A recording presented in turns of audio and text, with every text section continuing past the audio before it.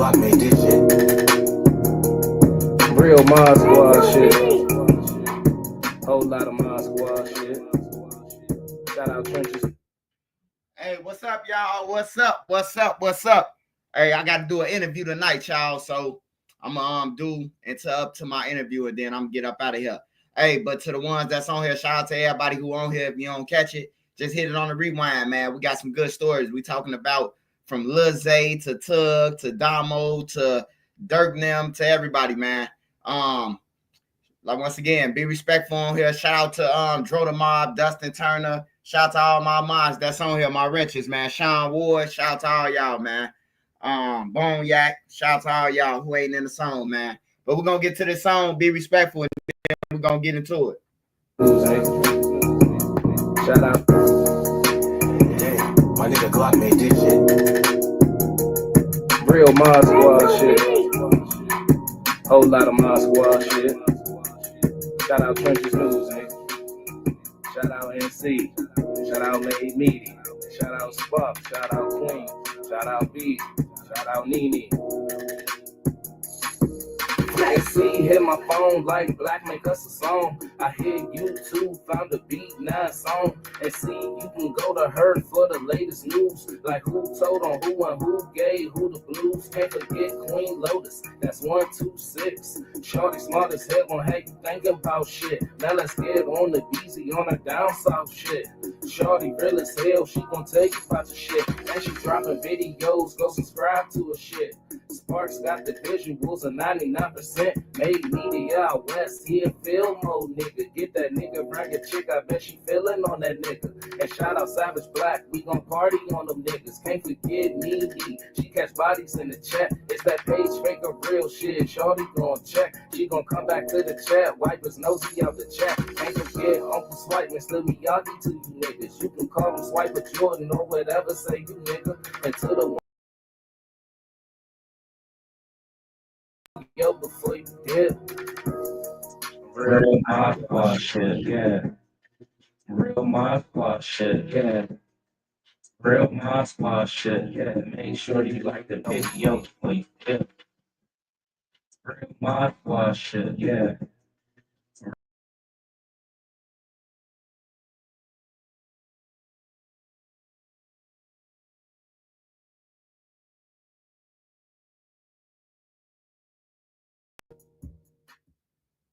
Yo.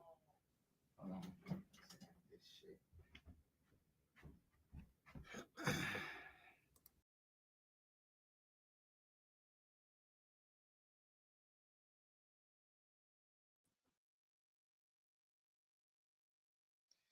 What's up, y'all? What's up? I don't know why the fuck that computer sound high like that. It's just scamming ass out of here. What's up, y'all? What's up? We got a lot to break down and talk about and everything, man. From Lil Zay and them and everything. But first, we want to talk about this guy named Tugg, man, because a lot of people like they getting killed, man. They getting killed. He got killed online. The person was under cameras. The person was probably in a liquor store with the nigga and everything, bro. Like, for the people who kill people, you gotta at least think. Did the cameras catch me? Did I walk over here and did how many cameras have I passed with no mask on, with just my bare face? Did I go in the store? Did I go in the gas station? Like, you gotta think about it before you just kill a motherfucker, man. Now you on the run. Motherfucker know who you is. Everybody over there know who you is. You know, it's crazy, bro. Just for a couple of money that you finna run with. Cause being on the run is expensive, man. I don't know if you know to the killer. It costs money to be on the run, man. It costs some money, bro. Like even your family members will get the motherfucker saying, hey, bro, you gotta go, man. The food getting low. You know, a family member will tell your ass that, or turn you in.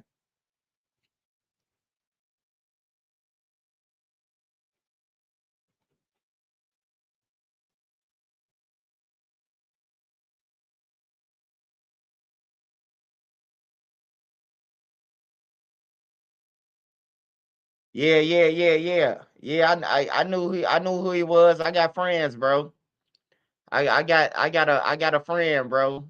You know I'm talking about a 20 plus friend. That's mafia. So yeah, I know who he is. I was locked up in jail with him. Shit, he was in a joint too. I'm talking about Tugg. I was in the county with a man in the joint.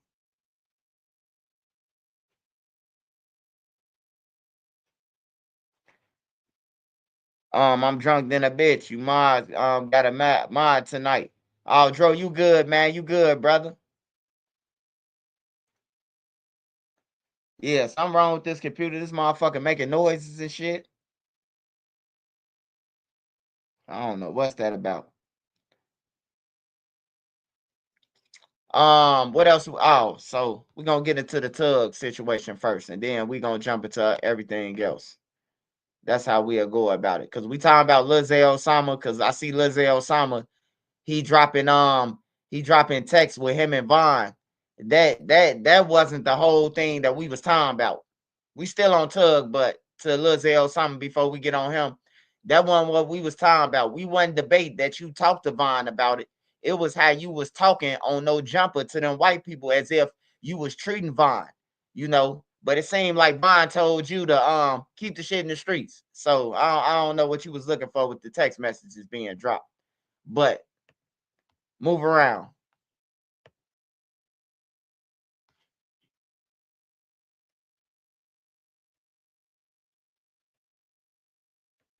Yeah, this thing loud for real.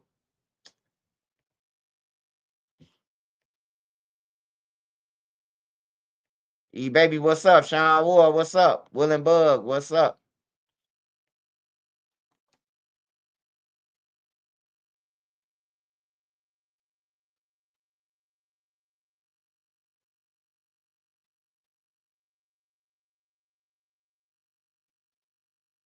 Ever dreamed of leaving the ground level life behind? At U.S. Aviation Academy, your first takeoff happens on day one. Kevin Watson's murder has already been viewed nearly 2 million times on Facebook as he was killed in the middle of his Facebook Live. In that video, you can see him getting out of his car before hearing a single gunshot fired, happening mere blocks away from this police station here in South Austin. Get into it with y'all because y'all ain't got no respect. What's up, bro? What's up? Kevin Watson's final moments captured on Facebook Live as gunfire rang out in this parking lot Wednesday evening on Madison near LeClaire Avenue in Chicago's South Austin neighborhood. He was choking for breath. He was trying to struggle to breathe. All of it unfolding right after Watson left his cousin's job at this nearby liquor store to begin his Facebook Live in his car. I wouldn't let him walk out the store. I wouldn't let him walk out the store. He's a good man for this community. No matter what he done, he helped people, you know? He helped me get this job in there. Close friends turned heartbroken witnesses say as Watson was walking to his car. He was talking to a guy, and he was going to his car, and then the guy followed behind him. So when the guy followed behind him, pulled a gun on him. So he was trying to wrestle with the gun, and the gun went off. Police say the 40-year-old was shot in his chest. I rubbed his palm, and I squeezed his hand. He wouldn't squeeze back. Relatives tell us he leaves behind a 6-year-old son and say Watson was killed just weeks shy of his own birthday. We're going to have to figure out how to move on and be strong day to day and help each other get past this, because this didn't just hurt one person. This hurt a lot of us. Police haven't given a motive behind the shooting. So far, no one has been arrested.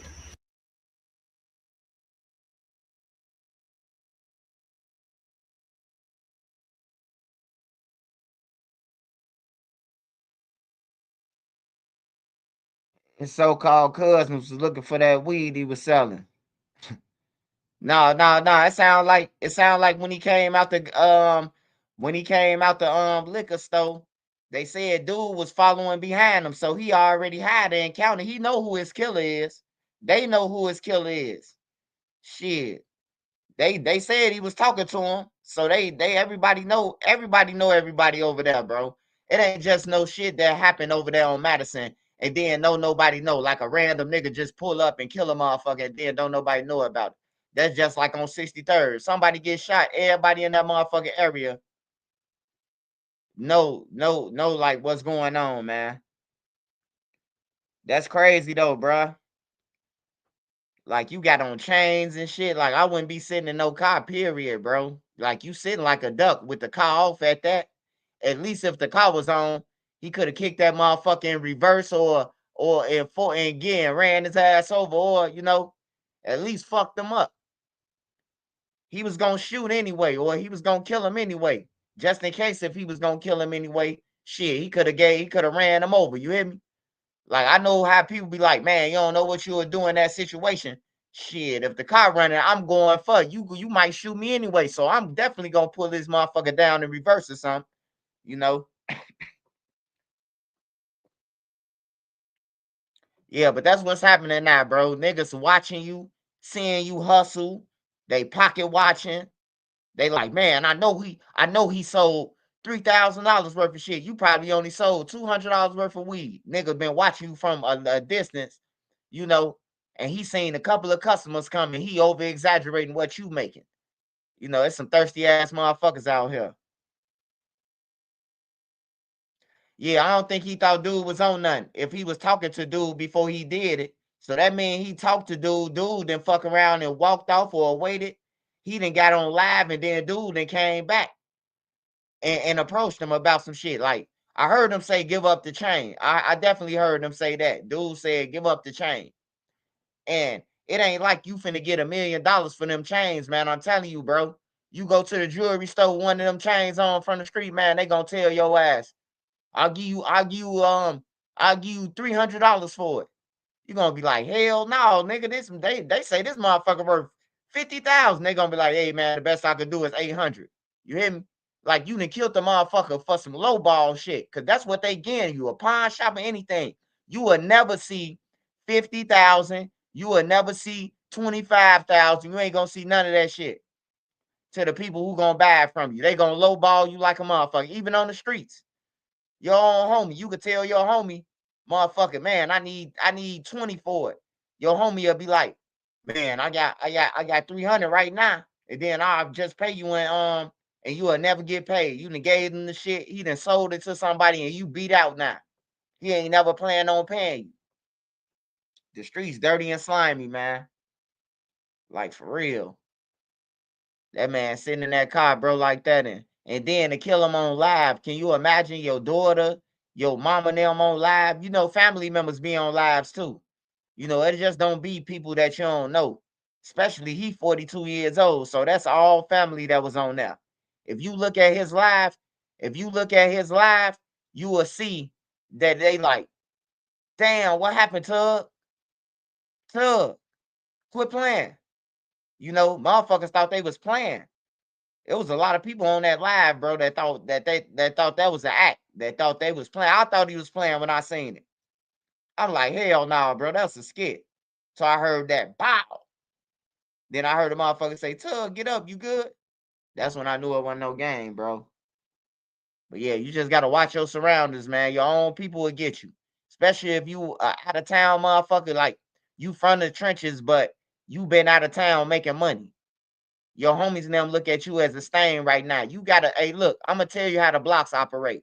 You got a certain amount of time that if you ain't in jail, you got a certain, even if you in jail, I'm gonna put out a scenario if you in jail, but you got a certain amount of time before you leave the trenches, before you come and stain. So say you move to Minnesota or you move somewhere else and you come back 7 months later, your homie and them think you a stain. Now I'm just keeping it real with you. You ain't been on the block. You ain't been in no shootouts. You ain't pitched in no guns or none of that. You just coming back to the block. Somebody on that block think you a stain now. Man, let's get his ass, bro. He just showed me $20,000. I'm telling you, bro. Shit, operate like that. You might not believe me, but that's how the guys look at you, bro. The guys look at you like you a stain. You been gone. Like you might been gone for probation or something. You couldn't leave the state. They don't get no fuck. They like, man, he a stain now. You gotta watch everybody, bro. There ain't no love in the streets, bro. On everything. Ain't no love in the streets. You got niggas saying fuck their own cousins, bro. I don't trust nobody. If a nigga say fuck his own cousin, man, what chance do Trenches News have in trusting this nigga? Because if he'll kill his cousin, he'll definitely nail me to a cross. You just got to think about shit like that. Like, yeah, he said, fuck his cousin. I don't trust him. Cause shit, if I get into it with him, he might slug me easy. Hell yeah. But then if you in jail, you know, it's new killers that come out every day. So when you in jail, somebody else that made their name. Now you coming back thinking that you got your name, but the nigga who been out here putting in work, they like, hey, that don't mean shit. I don't give a fuck how many people do here. I shot 30 motherfuckers and killed 5 of them on everything. His status is gone.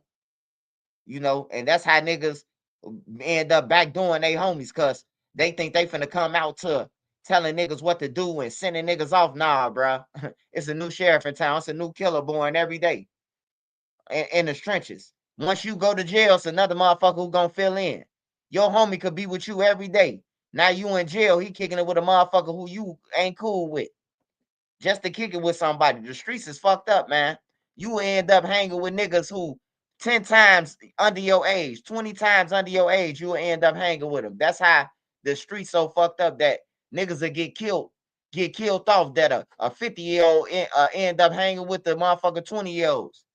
He out on the block every day. Now he bringing grills out there. Now he funding all the weed and the drinks and everything. Cause everybody dead on y'all shit. So shit, he just trying to, you know. But yeah, it be fucked up, man. And niggas still be putting their faith in these niggas, man. Putting their faith in these females, bro. Like, what don't you get it, bro? You fucking with a female that's fucking with everybody. Like, that's it. That's a red flag alone. She fuck with your ops. She fuck with dude them. That's, hey, look, to the streets, it's common sense. Whoever nailing her the best. Whoever nailing her the best. That's who she gonna backdoor everybody for. Or whoever treat her the best. You ain't necessarily got to be sleeping with her. You could just treat her. She could be a hoe. But if you respect her, like, man, that's sis. She gonna backdoor you. She gonna backdoor the other niggas for you. Cause you calling her sis.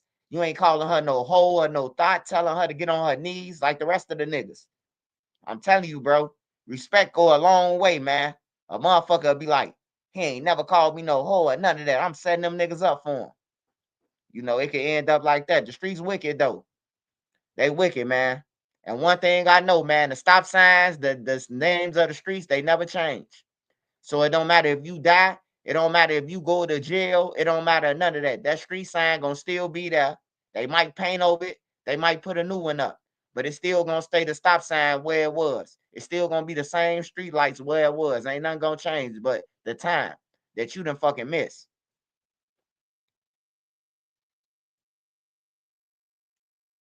Yeah, respect is currency. Like all them niggas who be beating up the crackheads and shit. Like, why would you do that?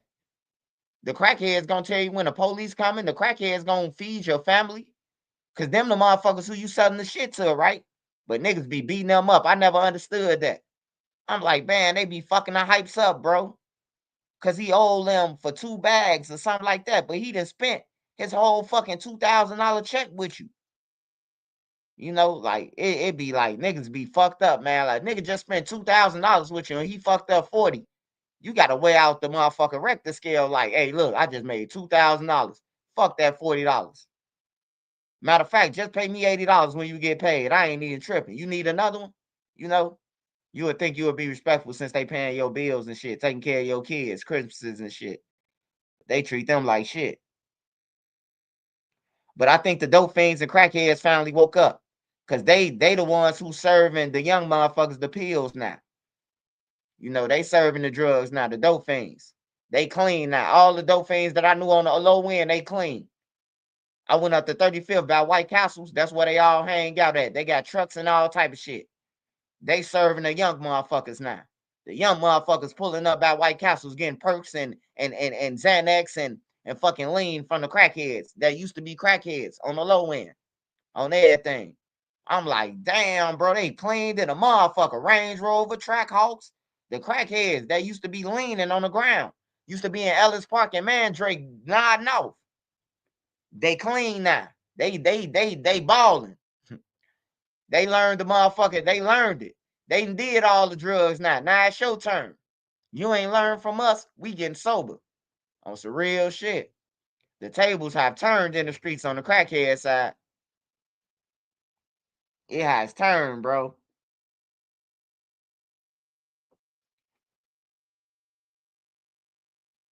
Yeah, he gonna spend 2,000 more. That's obvious.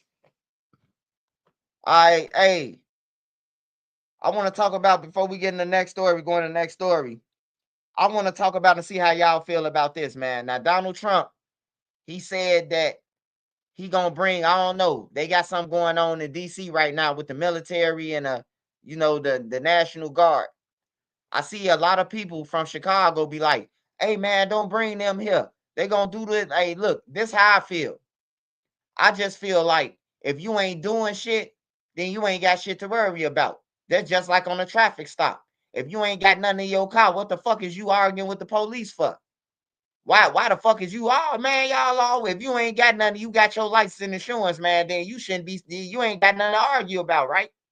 That's just how I feel. Hey, look, it's always gonna be a problem, bro. But I always say, what y'all want? Everybody to fucking die? Or do y'all want somebody to come in or at least slow it down? At least do traffic stops and catch some of them switches that's riding around. You know what I'm talking about? I'm pretty sure they ain't just gonna be fucking with nobody, but hey, look, everybody dying, man. Just look at it. Everybody dying, bro. Everybody going on high speeds. Everybody backdooring their people, killing anybody, mass shootings and shit. Like what the fuck else can you do? The police can't do shit. Ain't no need to even talk to CPD. They can't do nothing. They can't do nothing, bro. Hey, Tyrone, man. Hey, look, Tyrone. Hey, look. Lil Zay Osama is a kid to me, all right? Okay? And look, just let me tell you this, because you sound like you ain't from Chicago. Lil Zay Osama or his guys don't run Chicago. Don't nobody run Chicago. You hear me? Don't no motherfucker. Everybody getting the belt. It's just when it's your time to get the belt. Niggas will tell you about their wins, but nobody tell you about their losses, man. So, a long story short, fuck what Lil Zay talking about. On there and over here, I kill the messengers. So don't tell me shit on everything. I don't care what no motherfucker say. I get paid off this shit. I get paid just like he do, like a rapper. You hear me? I probably could sign Lil Zay on some real shit. So don't tell me what no nigga who I could possibly sign said, all right? So anyways, back to the story. Back to the story, man. What was I at? What was we talking about? Before this motherfucker got on here talking about what Lil Zay said. Matter of fact, we finna go into Lil Zay and see what Lil Zay talking about, matter of fact. Thank you, Tyrone.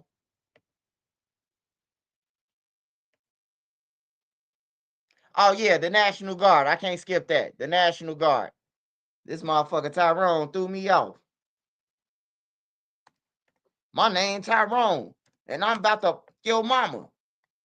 That's how he just came in.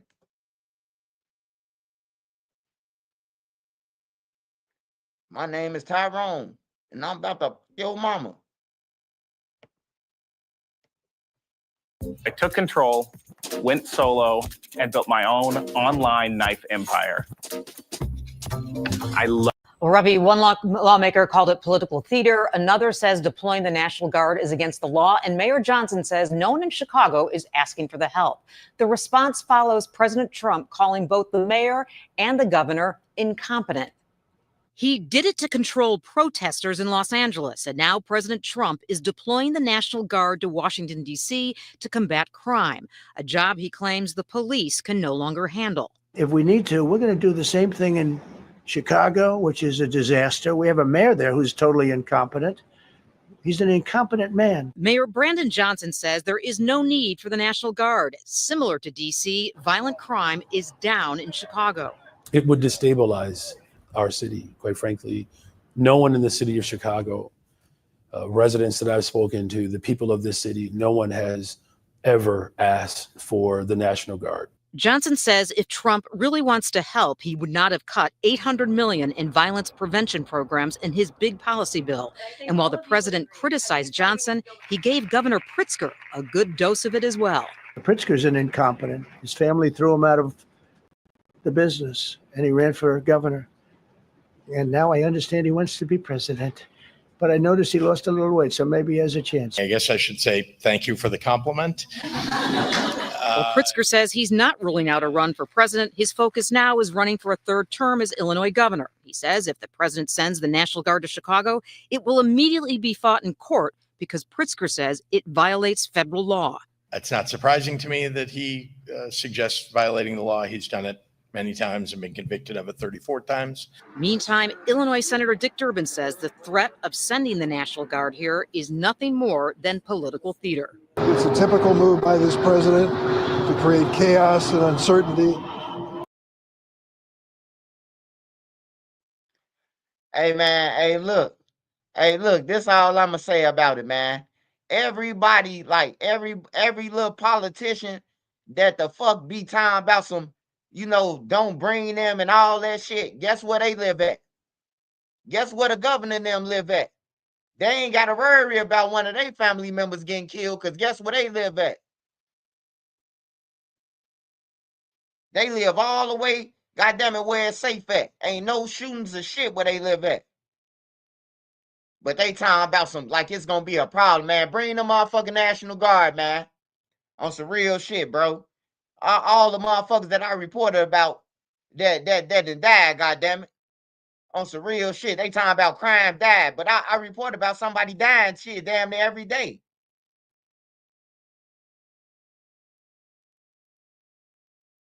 Yeah, they always got an opinion on what's like that's what I be saying about like some of the blogs on YouTube. Like, you fantasizing about Chicago, you not even from here. You never lost nobody. Like, go report about the KKK or something. You know what I'm talking about? Report about your people. The KKK is a gang. You can report about them. Report about their Ricos and shit. Like, you worry about Chicago and all our shit going on. And the same with these motherfucking politicians. They from Illinois, but like, what the fuck? Y'all don't want the people to be saved. You can't even go downtown without getting shot, bro. Yeah, motherfucker ain't lost a family member, ain't seen a family member take their last breath. You ain't got no opinion in this shit. You know what I'm talking about? You ain't got no opinion. I done hold my homies while they taking their last breath. You hear me? See my homie sitting against the wall, slumped with his eyes in the back of his head. You hear me? Like, I done seen some shit.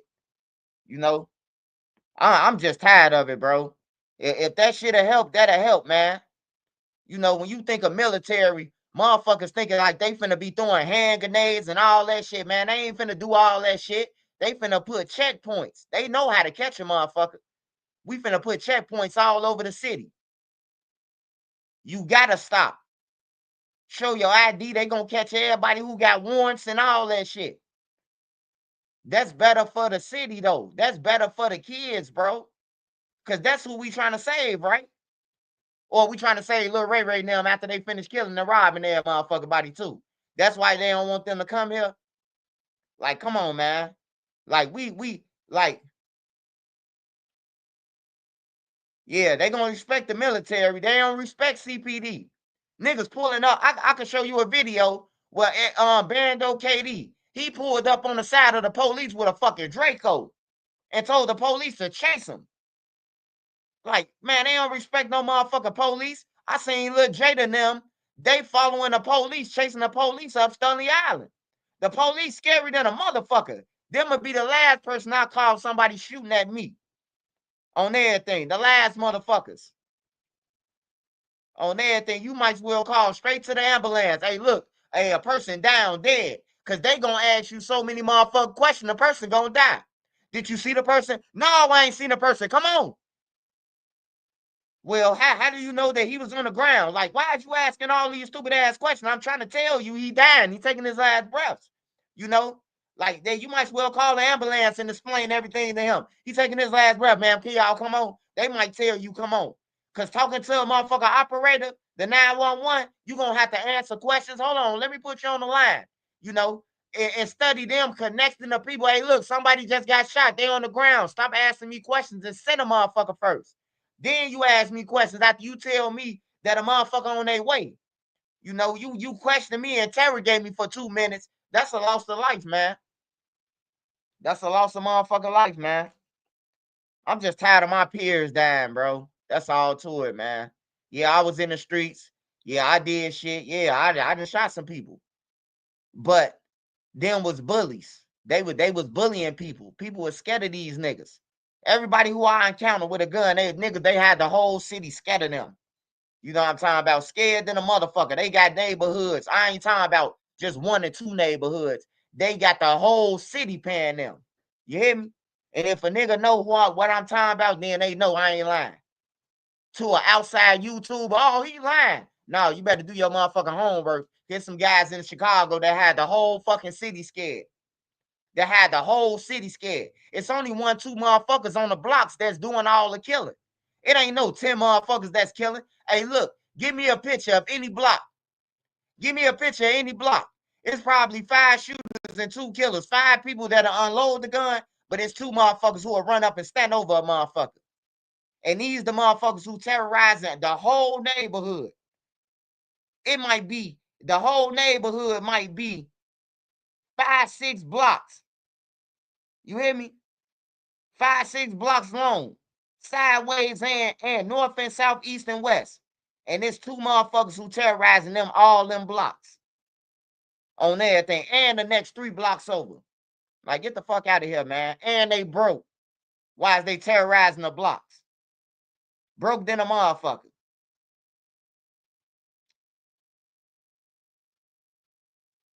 PSA, you getting Unc on the phone? Man, hey, look, we gotta wait, man. We gotta wait till Unc damn near about to testify to get him on the phone again, man. Unc got to show me the shit real, man. When I see Unc in the court, when I see they draw the picture of Unc with his kufi on and that suit on, pointing that little Dirk on, hey, then we know. We know when you see, when you see, hey, we know it's real once that happens. I'm gonna laugh my ass off. Unc get up there and say, they cut me out. So what's the reason you up here for Lil Durk? They cut me out. They ain't pay me in blood money. That shit gonna be funny as hell. Can you imagine Unc telling Drew Finley that? They ain't pay me in blood money, goddammit. If they wouldn't have taken me out, I wouldn't be up here right now. On my mama, the jury gonna be like, oh, what? Hey, they gonna believe him, though. The jury gonna believe him. Ain't no nigga in America getting up there and say, I was with him. I know what they did. Ain't no nigga getting up there saying that shit, man. On everything. But if I can get up there and say that, that's gonna be legendary. And I can see him saying on Allah Akbar, he going into the Allah shit and everything. Then I can see them telling can you repeat that again? Was you not listening? I already said it. I already said it once.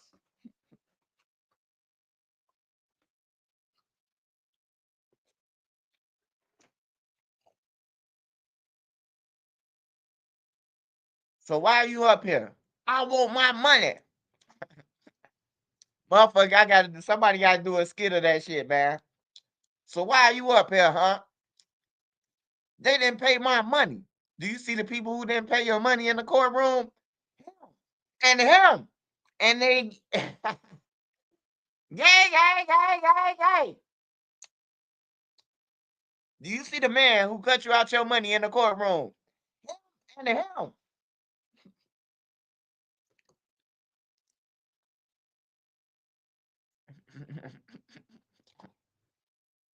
I believe all I can tell you is he gay. Hey, yeah, but long story short, y'all, I know a lot of people might not like it, but I do feel like Chicago need the military, man. For the kids, for the people, for the family members, bro. You know, just for them, man. Not for us. Not for no grown motherfucker who in the street selling weed and you worry about getting your weed took and shit like that. Nah, we talking about lives involved, bro. We talking about kids can't go to school getting shot. Everybody who I seen die, bro, it's always either the kids or some old motherfuckers, bro. It's never the killers damn near who's supposed to be getting killed. It's always a female, a young motherfucker, or the older people who ain't got shit to do, who you would think that's out the streets. Like, why the fuck they just shoot him? He 50. Them the people.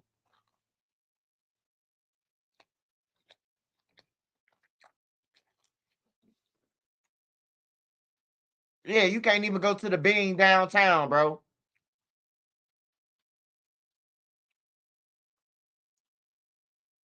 What if Dirt come from up under this? Hey, look, I'm gonna say it like this. If Lil Durk come from up under this, he gonna be the biggest rapper in history. If he come from up under this. But I'm gonna tell you why he not gonna come from up under this.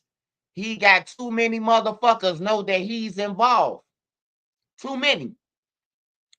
See, we looking at Bonnie, his daddy, or Jam. You forget, man, number 5. Who is number 5? Number 5 still out there. Who is number 4? Number 4, in order for number 4 to still be out, he had to tell them, confirm that Lil Durk was involved. Because he the motherfucker who called Lil Durk. Where is he at? You just got to think about what I'm saying. I'm going to say it one more time. Fuck Jam and Bonnie. What number 5 at? What number 2 at? What number 4 at? What are witnesses that Lil Durk threatened at? It's a lot of people, man. And then ain't no telling AJ and Marley. Ain't no one telling. Ain't no one telling, bro. It's too many people involved with Lil Durk, man. Like that's broke. They can't even get no lawyer on their own, man. He left them the opportunity to tell on his goof ass, man. That's some goofy shit. On everything, bro. He left some broke ass niggas the opportunity to put everything on him and get out. That's what he did. Cause they don't want the broke nigga, they want the $40 million nigga. They want the nigga who got all the money, who they think putting shit on people's heads and shit. On everything. So if Lil Durk do get out, he gonna be the biggest motherfucker. And I'm gonna report about it. I'm gonna report about that. But it's just with them feds, man, I ain't never seen nobody involved in no shit like this. And then they walked out. I ain't seen it. Dirk name just tied to too much shit, man. And then why is he in there? It's gonna probably be more murders that's put on. They going after everything he done rapped about now. He ain't supposed to be in that shit, man. I know if I had that money and a nigga from Chicago called me and say, hey, man, we just seen Quando Rondo. And you ain't hit him over his head? Click. And hung up. And hung up on his ass. I got $40 million. I would have thought you were trying to set me up. You calling me and I got Lil Durk money. Hello? Hey, gang. Hey, Blood, Mustafa. I just seen Quando Rondo them at Beverly Hills. Fuck you telling me for? Click. Oh man, Lil Durk a goofy. He ain't on shit. I just told him what's the name was. He hung up on me. Cause I would have thought you was trying to set me up.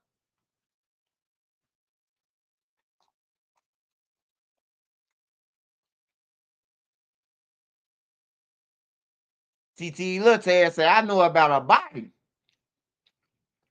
There's too many motherfuckers. TT Lil Ted, he say he know about a body. You think Quando gonna testify? No, Quando ain't testifying. Hey, some niggas, that's all they got is they little neighborhood. Where he gonna go? Where he gonna go if he testify? Shit, everybody else wanna still kill him. He can only go a certain amount of places.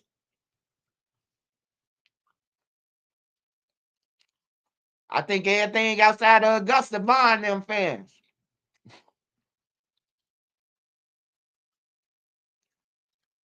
Now, if it was Young Boy, it'd be different because Young Boy fan base is totally different than Quando Rondo's and Lil Durk's. Totally different.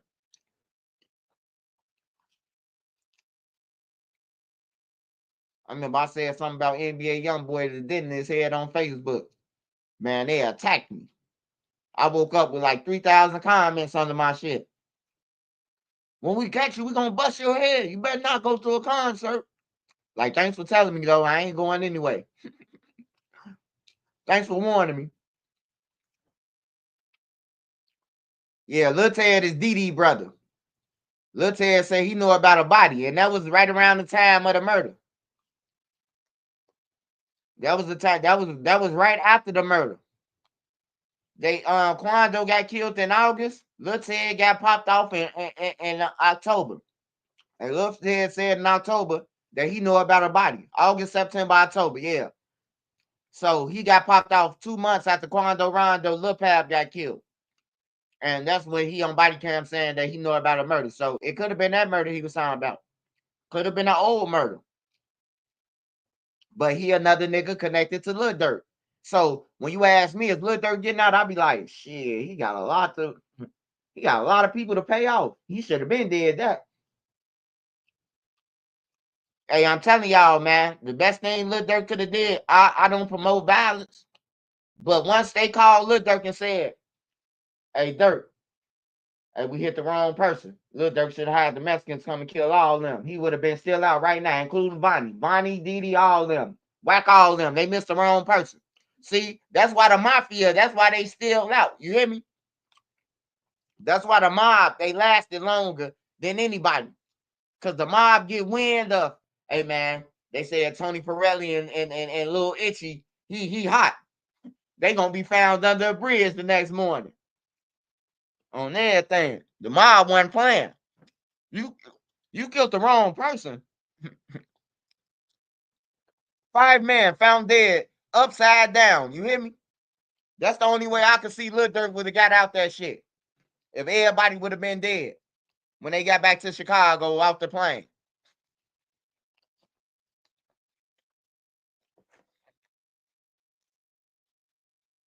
Because technically they hit the wrong motherfucker. I mean, I know Lil Pab, that's still his cousin, but if I pay you, Lil Durk did say some shit like, I don't want the nigga who you catch, I want the one I paid for. Did they get paid there? Hold on, I got a question, man. Lil Durk said a lyric. He said, I don't want the nigga that you catch, I want the one you paid for. So is it safe to say, did Lil Durk pay them?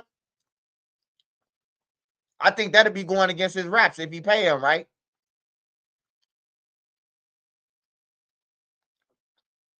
I don't know, man.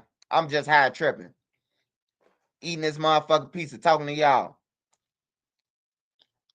I don't think it's Jam. I think it's somebody else. What Jam at? What in the world is coming San Diego? What Jam at?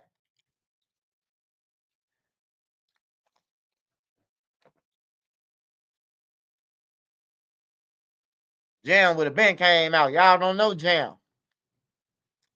Man, if that one Jam, man, Jam would have been came out. Threatened the motherfucker. Stop playing on my name on Lil Mo. Jam would have been threatening everybody right now. Hey, Trenches News, when I catch you, I'm gonna kill you. When you don't see that happening, yeah, he in the Jam. Jam would have been threatening people though. Anybody know Jam know that. Jam would have got on live from jail. Hey, when I get home, anybody play on my name, I'm stepping on. He would have said that on a jail phone. That's Jam, I know. Everybody internet, so we can't say, oh man, he don't want to get on the internet. Man, they've been talking about murders on the internet for the last 4 years. How come? Just think about that. You could talk about murders and rap about murders, but you ain't gonna get on the internet to clear up your name? Bullshit.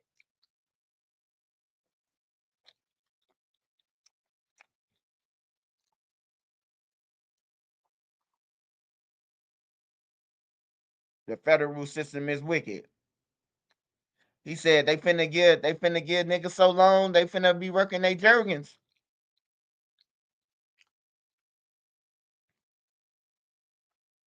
Oh yeah, Jam robbing the guys. He doing everything. Jam is like bruh 2.0. Jam and THF bruh, they the same people. They want to fight. They always on bullshit. That's how Jam is. Jam just like bruh, always on bullshit. Always on bullshit.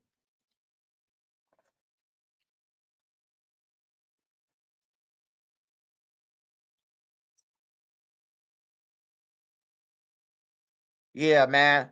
Hey man, somebody get THF Cash App, man. Somebody get THF Cash App so we can put it up there, man. Hey man, I'm finna get a mailbox, man, so y'all can start sending Zoo now some clothes, man. I don't know what happened, man. I took a picture when they was with Lil Durk, and then after I said, shit. I think you better go to rehab.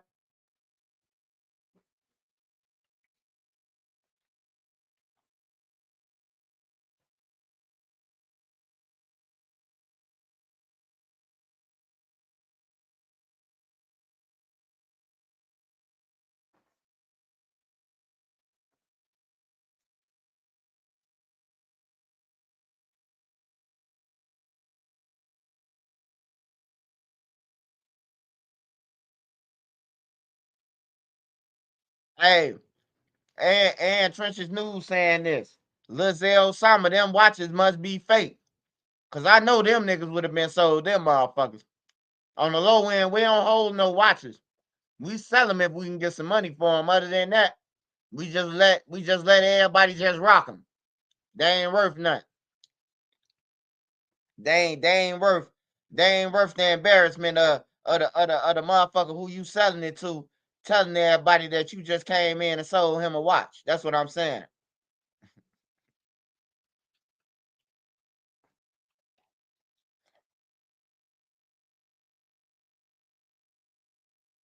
All right, so we finna get on to the next story, man, which is Lil Zay Osama, man. Lil Zay Osama, he want to go fed, man. I ain't gonna lie to you. He want to go federal. And the crazy thing about it, right? I heard Lil Zay Osama get on his live and say, hey, man, the bloggers ain't the bloggers, man. It's you niggas, man. You know, and then he proceeds to say that nigga got killed over some watches. I say this crazy, bro. That's from not having the education, though. You know, so we finna get into Lil Zay, and then we gonna get into the Tugg, and it's more on here. He cracking. Hey, ¿qué tal familia? Soy Karol G y no se pueden perder esta pieza increíble que Y'all can creamos see your para ustedes comment, para God contarles un King poquito sobre 4320. Tropicoqueta, mi nuevo álbum y todo Shout ese out mundo God King. increíble que hay detrás de él, inspiraciones, música, magia, recuerdos, fotografías. Nobody wins when the family feels. The video THFTP, he was walking with his kids, and that shit went, you know what I'm saying? Your ass funny as hell, bro. You fried, bro. Leave there. Your ass crazy as hell.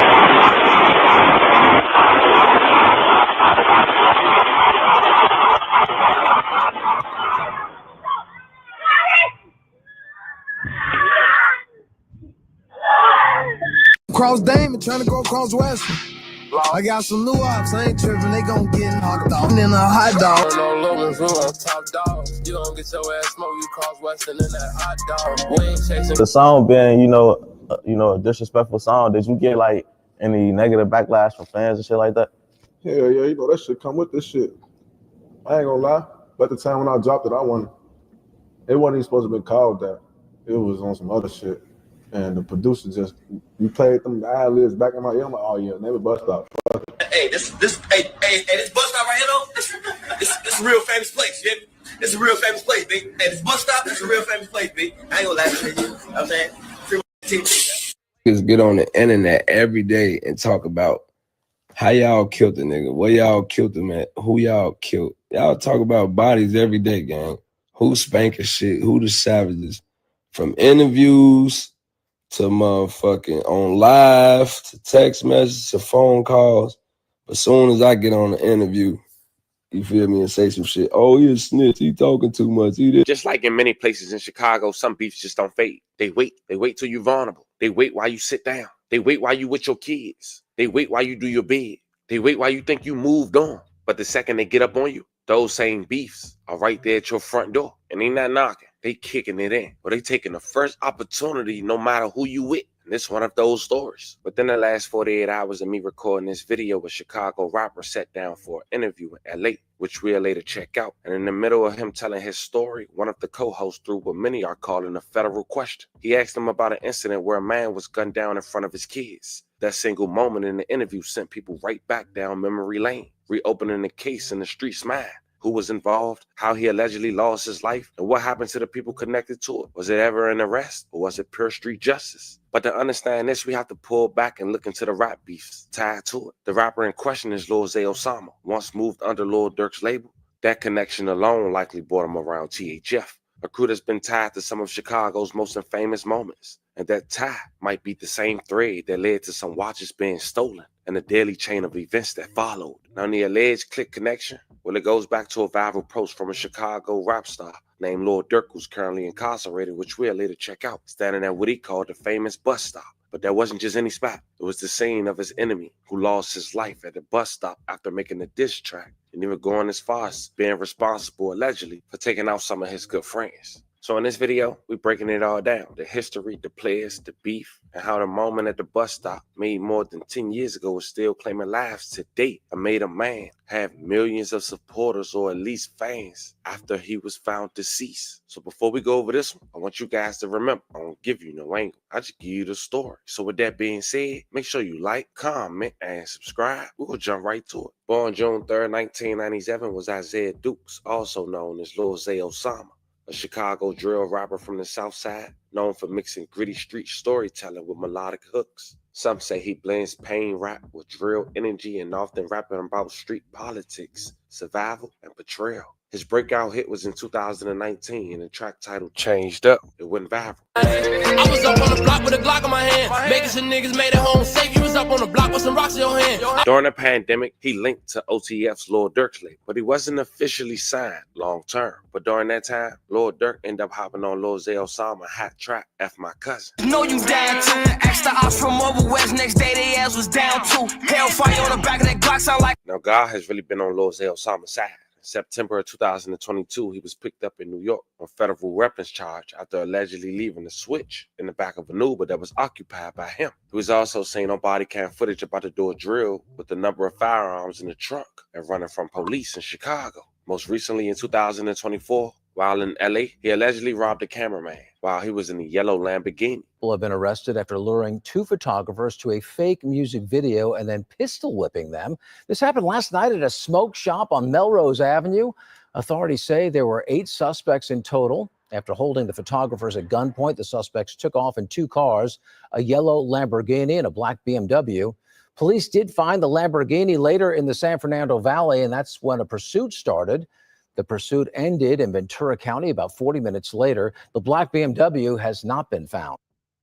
But as we just mentioned, Lil Zay Osama been having God on his side, because yet and still, he got another chance and another opportunity. He just signed a new deal he just publicized on social media. And during this time, he's making his promo run. One of his stops was No Jumper, the platform based out of California, promoting his new music. But of course, during these interviews, sometimes messy questions get asked. And one of the questions that was asked was his knowledge on a young man who went by the name of THFTP, who we'll later discuss after you briefly check out this clip. Unfortunately, he was gunned down in front of his kids. May he rest in peace. But check out what Lil Zay Osama had to say. There's been rumors floating around that he allegedly lost his life after being associated with individuals from THF and possibly him who took his watches in a hotel or an Airbnb. Check it out. Video THFTP, he was walking with his kids, and that shit went, you know what I'm saying? Your ass funny as hell, bro. You fried, bro. Leave there. Your ass crazy as hell. Listen, that whole situation, wrong, bro. You feel what I'm saying? I pray for his daughter, you feel me? I pray for her mama, I pray for their whole family. You get what I'm saying? Well, like, niggas ain't giving, like, because back in the day, it used to be a situation, if you see the kids, shit, niggas. That's how I used to be back in the day when it was structured, you know what I'm saying? And niggas had guidance for real. These looking nigga ain't got no structure, no guidance, bro. You feel what I'm saying? Niggas out here do anything when you with whoever. Nigga down there kill your kid, folks. You know what I'm saying? So you gotta be mindful of that when you out here doing shit, because ain't no sympathy, ain't no span, nothing, ain't no none of that. So you know, I was just saying, niggas will do something and then niggas will do something to him, knowing he know where you stay, knowing he know your mama, your OG, your sister, your cousin, your brother, and you will do something to him because you expect him to be like, oh, he ain't gonna do shit to I ain't gonna do shit to family. I'm trying to catch him. We gonna do anything that hurts you. You hear me? So you really selfish because you doing shit for the moment and don't even care about the people around you that's getting hurt. You know what I'm saying? You got to think for everybody. When you about to go do some shit, bro, think for everybody. Who else can it affect? You know what I'm saying? Yeah. Point blank, period. All right, so now some people was calling that question federal. Some people. I ain't gonna lie. He kept it real on that one, though. I always talk about that. Niggas better start thinking about your family members, because some of them people don't give a fuck about your family on everything. And you might took something from them and think, oh, man, he ain't gonna do nothing. He went to school with my sister. That'll be the first motherfucker that he gonna chop up to bring you out. People was calling that answer somewhat police. I'll let y'all make that call. Before we go into detail about why they were saying that and what allegedly happened to THFTP, his connections to Lord Zay Osama, at least one of them, and what was the chain of events, check out what Lord Zay Osama had to say after getting the backlash for that interview. Just get on the internet every day and talk about how y'all killed the nigga, where y'all killed him at, who y'all killed. Y'all talk about bodies every day, gang. Who spanking shit, who the savages. From interviews to on live, to text messages, to phone calls. But as soon as I get on the interview, you feel me, and say some shit, oh, he a snitch, he talking too much, he this, he that. You suck my dick, nigga, your homies died, nigga, get in the field. I don't even supposed to be talking like this on here, but I'm just telling y'all, gang, stop DMing me, stop texting me, stop sending me. I don't give a fuck what I said in that interview. I ain't never snitched, ain't never told on a nigga. But all your friends is rats, though. All your friends is rats, though. All y'all niggas got paper. Now, the person he was allegedly referring to, let's do it better than that. The person he was answering the question to in the No Jumper interview, as mentioned, THFTP. Now, the THF allegedly stands for Trigger Happy Family, which is also the neighborhood of Lord Durk's once close affiliate, THF Beizou. But far as THFTP, a decade ago, he released a track titled Bus Stop. It was mocking a man named 051 Lil Mark who lost his life at a bus stop. But we'll briefly go over his story, but check out the song. Hey man, by that bus stop. Y'all know how that bus stop. By that bus stop. Gang. Now, Lord Durk brother D-Thing was also close with THF. You saw him in a bus stop video. Even Lord Durk went to the local bus stop and made a video at an early stage of Instagram and posted what he said is a famous bus stop. Hey, this bus stop right here though, this a real famous place, you hear me? This is a real famous place, baby. Hey, this bus stop is a real famous place, baby. I ain't gonna lie to you. You know what I'm saying? And the reason that was celebrated was because back on March 25th, 2014, Lord Mark released a music video titled No Competition. It was a remix of Lord Durk and Lord Reese 2013 track Competition. And the track Lord Mark goes on to disrespect 11 dead ops, including L.A. Capone. The music video featured other Chicago drill rappers such as FBG Young and 051 Rose. It was titled the OTF Diss and 300 Diss. Delivering safe, clean, reliable, and affordable water to your family and ours.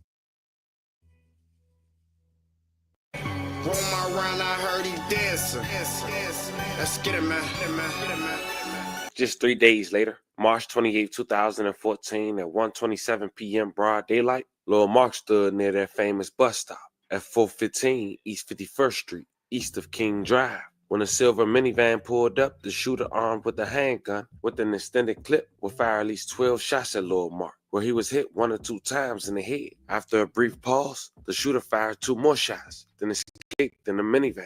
Lil Mark was pronounced dead at the scene. The minivan used in the murder was found in flames on 37th and Ellis just 5 hours after. Lil Mark killer was never caught. May he rest in peace and love and condolences to his family. THFTP had talked about the song Bus Stop just 6 years after that situation. He went on the popular platform 16 Shot him. Check out a brief clip. You like more fans type shit? Hell yeah. Hell yeah. Around what time did you drop that? Like, what year was it? I think I had dropped that in 16, the end of 15, or 2016 or some shit. I remember when you dropped it, I seen like Dirk posting it, all type of shit. Oh yeah, everybody was fucking with it because there was a lot of members in there. A lot of members in there that's booked in jail or deceased right now and shit. So that bitch was busting. It was a lot of we had a lot of them. Yeah. So with the song being a disrespectful song, did you get like any negative backlash from fans and shit like that? Hell yeah, that shit come with this. I ain't gonna lie. But at the time when I dropped it, it wasn't even supposed to be called that. It was on some other shit. And the producer we played them ad-libs back in my ear. I'm like, oh yeah, name it Bust Stop. Fuck it. It wasn't even supposed to be no disrespectful song though. But hey, it was at the right time. I say that's why it went up. Then in 2023, THF-TP was associated with stealing Lil Zay Osama watches while he was asleep. Lil Zay Osama allegedly had went to Instagram to speak up on this situation. He said, "You robbed me? On J Money, you lying. You and Dada hit my phone every day. Stop running around this like y'all upped on me or robbed me. You niggas stole 2 watches out the hotel while I was asleep. Y'all gonna sell this shit, go back broke, and need smirk again. And folks ain't got shit for y'all. We lay bet on niggas. Ain't nobody gonna stop it. You stole the watches, merched on every nigga." Hey, and see, when y'all ask me about Lil Durk, it goes back to shit like this. All these niggas is around you. You got all the money. If I got all the money, that means I got all the say-so and power, but I'ma still treat people fair like, man, hey, look, get them motherfucking watches back, bro, on everything. We all together. And you can't even come back around none of us. You hear me? I even see Zoo hanging with you in it again. Nigga, it's over with. You hear me? That's all Lil Durk had to say, but Lil Durk don't never say nothing. Cause he like the mafia don. They broke the rules, get him. You hear me? He playing like he a fucking mob boss. And study standing on it like, man, bro, we all family. And that's why they fucked up right now. That's why they going to jail and ain't no more money and none of that. Because they let they fucking bag go to jail for stupid shit. They're around each other, snaking each other, bro, over some watches. Over some fucking watches. I seen Lil Durk throw Boona $100,000. No bullshit. $100,000 for pushing a nigga off the stage. And these niggas thinking each other. I would have been on the front line. Hey, Lil Durk, can I get on the stage with you? I would have told the motherfucker, hey, jump up here like you finna jump up here on Lil Durk so I can muff him. Back down to get this 100,000. I'll give you 25,000 after the concert. You know, like these dudes some bombs, man. Get dead from your hood. You ain't steal it. I upload the messages. You niggas can't keep it, gangster. Y'all know what's up. And just months later, THF-TP would take his last breath on the first week of February in 2024. Just 29 years old, he was gunned down in front of his daughter in the evening outside the West Side restaurant where she worked on a school project about black-owned businesses, according to Chicago police. The brutal attack happened at around 6:40 p.m. right after THF-TP, his girlfriend, his daughter, and another young relative left the TNT rooftop restaurant at 5405 West Madison Avenue. A white Nissan pulled up alongside them, and the gunman jumped out and fired at TP at least 25 times, according to the police report obtained by the Sun-Times. May he rest in peace and level condolences to his family. His image was captured on camera, and out of respect for his family, I'm gonna blur it out, but check it out.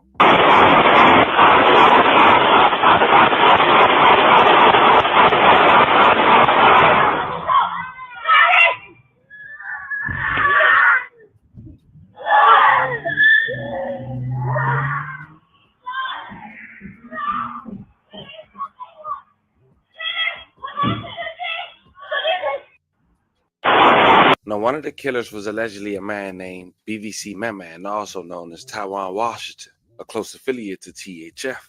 And just 2 months later, on the first week of March, it was one of 2 men who was killed in a shooting at Grand Crossing on the south side. The victims was identified as Antonio Rogers and Taiwan D. Washington. They were traveling north in a blue sedan at about 3:20 p.m. in the 6800 block of South State Street when someone in a silver car fired shots. Rogers, 30 years old, suffered from gunshot wounds to his head and body, while Washington, 22, was shot in the head and neck. They was DOA, and I can't even show this footage, but I can only show a screenshot. And THF members had quickly went to social media to repost it and make a mockery. And as you can see, fam, we talking about some stuff that happened last year, not even 2 years ago. And it's the streets. One thing people forget, the feds don't always need a warrant to start watching you. Sometimes they just need your own words, an interview, a slip up, a detail you think is harmless, can put your name right back on their desk. That's why you got to be careful what you choose to talk about. Because when the wrong question get asked, especially that kind people call federal questions, the wrong eyes start watching. Then you got to think about the streets. They never forget either. There's blood drawn, so revenge don't got no date on it. In Chicago and plenty other places, if you choose to live that life, you got to know what come with it. It's unfortunate, but that's exactly how the story plays out. A young man shot down in front of his girl, in front of his daughter, a young relative, all while his little girl was working on a school project about black-owned businesses. So when Lil Zay Osama come out and say this, now knowing the backstory, it hit a little different. Paul. Video of THFTP, he was walking with his kids, and that shit went, you know what I'm saying? Your ass funny as hell, bro. You fried, bro. Leave there. Your ass crazy as hell. Listen, that whole situation, wrong, bro. You feel what I'm saying? I pray for his daughter, you feel me? I pray for her mama, I pray for their whole family. You get what I'm saying? Well, like, niggas ain't giving, like, because back in the day, it used to be, if you see the nigga kids, shit, niggas. And that's how I used to be back in the day when it was structured. You know what I'm saying? And niggas had guidance for real. Just look at nigga ain't got no structure, no guidance, bro. You feel what I'm saying? Niggas out here do anything when you with whoever. Nigga down there kill your kid, folks. You know what I'm saying? So you gotta be mindful of that when you out here doing shit, because ain't no sympathy, ain't no span, nothing, ain't no none of that.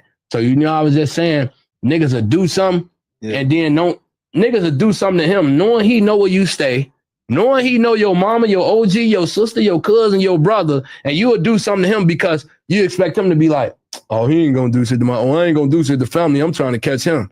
We gonna do anything that hurts you. You hear me? So you really selfish because you doing shit for the moment and don't even care about the people around you that's getting hurt. You know what I'm saying? You got to think for everybody. When you about to go do some shit, bro, think for everybody. Who else can it affect? You know what I'm saying? Yeah. Point blank, period.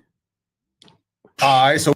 And just to show you how deep and petty this cycle goes, in the last 24 hours after that interview dropped, members from THF hit social media, posting the same 2 watches they allegedly stole from Lil Zay Osama. Hours later, Zay trolled right back, posting 3 watches of his own. And that's how the cycle stay alive, a mix of street politics, pride, and retaliation. And that's exactly the backdrop for the story that the media gonna put out. Want to say, once again, rest in peace to every victim we talked about. Love and condolences to their families. Prayers to anyone who was affected by the story we just talked about. Fam, let me know how you feel about this one. This was the story of an interview that might have brought the feds to a local Chicago rapper who might have had another chance to blow. Talk to me in the comments. Don't forget to like and subscribe. Till then, I'll catch you guys on the next one. Nobody wins when.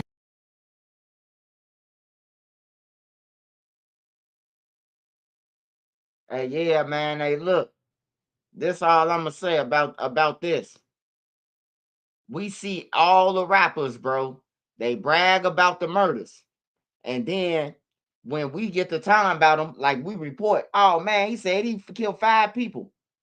They'll be like, oh man, y'all on some police shit. Y'all trying to get us in jail. We seen Lil Jeff do it. Lil Jeff had threatened me. I say, bro, you really gonna be on that talking about you killed the 2 kids at school? He, man, you worried about the wrong shit. What you trying to get now, nigga? You gonna get yourself locked up. Every fucking day of the summertime, the nigga kept on saying, 2, disappear. And then whole time, Lil Jeff wasn't lying. You hear me? Lil Jeff was dead serious, man. Lil Jeff was dead serious, man. He wasn't pump faking, bro. He was killing motherfuckers. His homies them in jail for it. I never seen his homies them brag about the murders. But I seen Q50 Real Vert and Q50 Real Vert and Jeff. I seen them brag about the shit. But Shorty them in jail for it. Y'all see what I'm saying? Shorty them in jail for the shit right now. Lil Jeff gone. Vert and fucking Q50, the ones who was bragging about the shit, they still out here living their life. But Shorty them in jail who really who really did that shit. Like, that's crazy, bro. And now Shorty saying that Q50 and them ain't getting them no money. They ain't sending no lawyers. They ain't sending no commissary. Slick, Bloodhound Slick. He said niggas ain't answering the phone or none of that. After y'all done rapped about my murders, y'all got 24 hours. Y'all coming in here on everything. If I was Shorty and I ain't say nothing about no murder or none of that, and y'all got the feds on us or whatever. Hey, look, bro, you got motherfucking 24 hours, nigga, to come up with some motherfucking money. Y'all ass on live. Bibby done gave y'all money, and you telling me Shorty ain't got no lawyer on everything. Y'all got to come in here with me, bro. Y'all the reason I'm in this bitch. On some real shit. Y'all steady talking about shit that y'all ain't even do. And that's how the rappers, that's how the niggas on the streets getting caught up. Because the rappers, we did it, and we killed 5 people. And then, you know, motherfuckers get investigated. Oh, dude be with him, dude be with him. This must be the motherfuckers he talking about. You know, and then it come out in the reports that these the motherfuckers who killed dude. You know, that's what's going to happen with Lil Zay Watch. You don't do shit but put a target on you, man. Oh, they said that was them. Now they looking at people who, how they run, how the police, have you ever encountered him? Do he run like this? Do he look like this on camera? You know, now you putting the police up on new shit. But then they get mad when I report about it. I tell them, and I'm going to tell you again, you fuck up, I report. If you get your stupid ass on your IG and say that I killed 5 people, Trenches News going to report about it. I don't know about everybody else. They might have some love for you and say, oh, man, I ain't reporting about it. I'm reporting about it. You going to see it come across my shit. On everything. You should never said it, nigga. Yeah, Q50 and them ain't did nothing but put shit up their nose. Talking about they called me 50 because I blew a 50. My name must be ZX3000 then if they calling him 50 for shooting a 50 shot. God damn it, my name ZX3000 then. What's your name? For now, when I go out, what's your name? ZX3000 with the double strap. These niggas just crazy, man. They get a gun and this a 50 caliber and they say they name 50 now. Like it's crazy. But yeah, man. Lil Zay just gotta watch it. His homies them just gotta watch out, man. The crack hounds, yeah, that's what their new name is. The crack hounds. All of them crack addicts. Pill addicts. And then they get mad when a nigga call them a crackhead. You is a crackhead, nigga. Fuck you getting mad for? All right, so we're gonna go to this next one since we just talked about Tugg.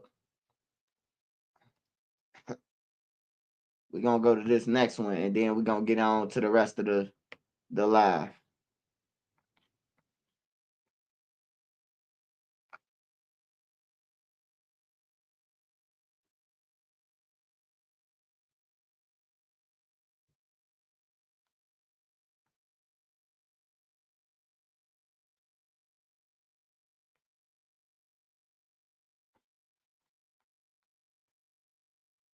Damn, what the fuck he done did, Holmes? Hold on.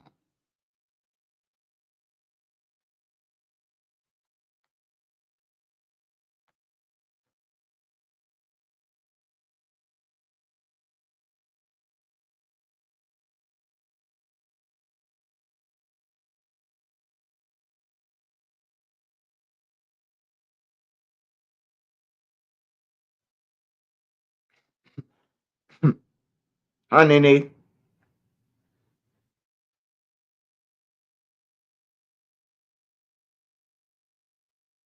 Lil Zay dropped the screenshot of him and King Von. See, that's what I'm saying, man. A lot of y'all, man, y'all act like y'all slow, man. It wasn't about him dropping no King screenshots. We never said that.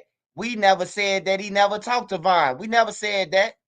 We saying that he ain't talked to Von like that and Von ain't say shit back. That's what the fuck we said. And like we said, Von said something back. Von told his ass, hey, bro, for real, bro, you need to keep that shit in the street. He basically telling Zay, hey, look, I don't want to hear that shit, bro. Keep that shit in the street about Bite Down. Zay made it seem like on fucking No Jumper that he just, like he was just talking like he was tough, bro. Just period. He was talking about Von them. He was talking about everybody like he was tough, bro.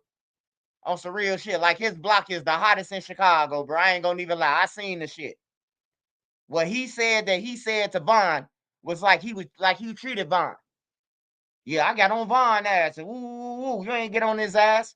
You was entitled to say what you want because you typing. But Vaughn told you what he said. So, you know.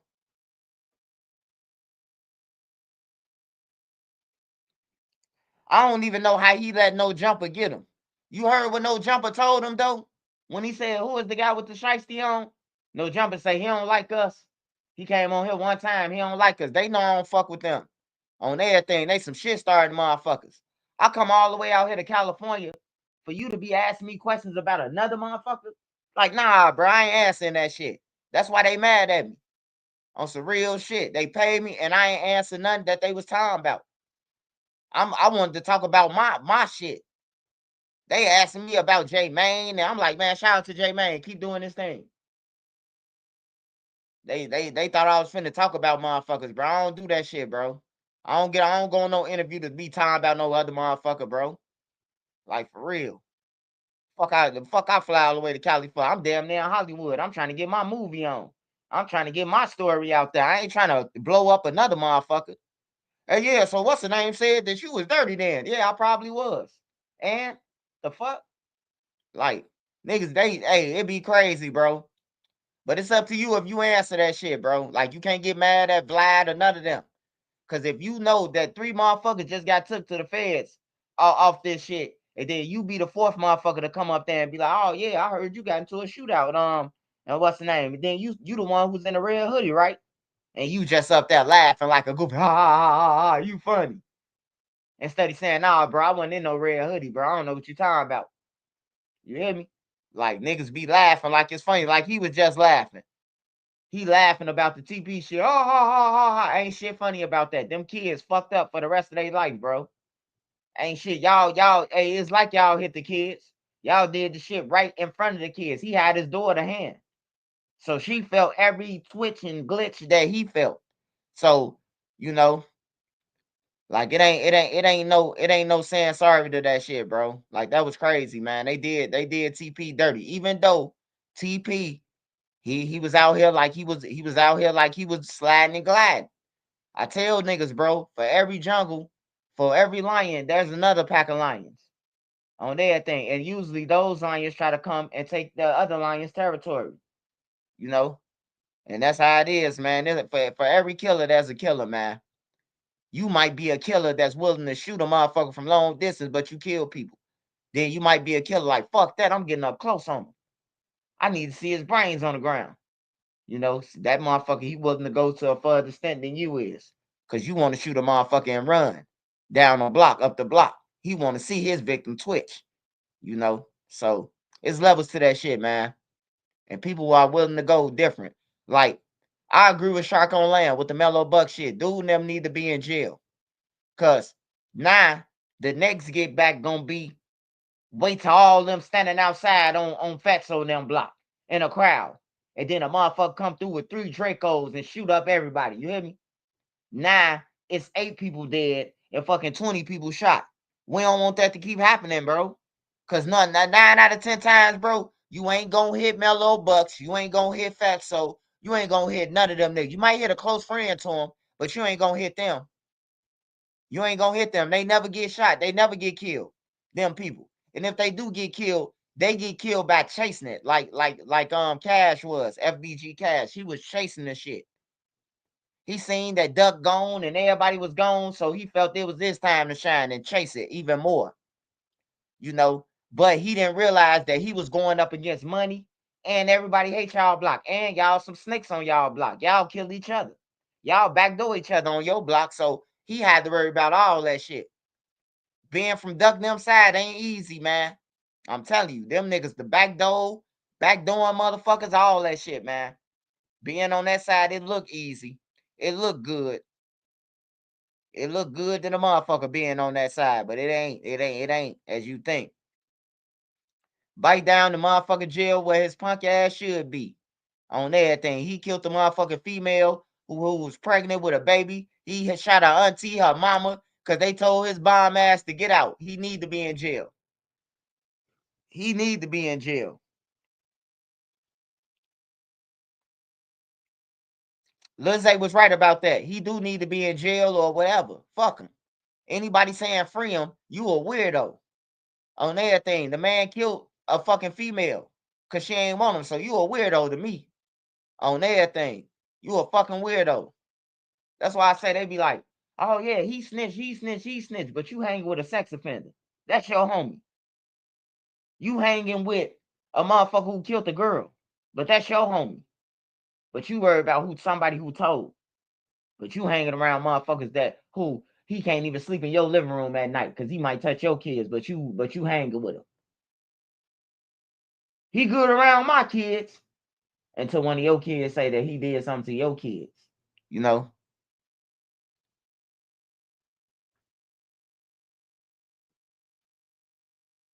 Hey, don't keep on asking me what no bite down that. PSA that.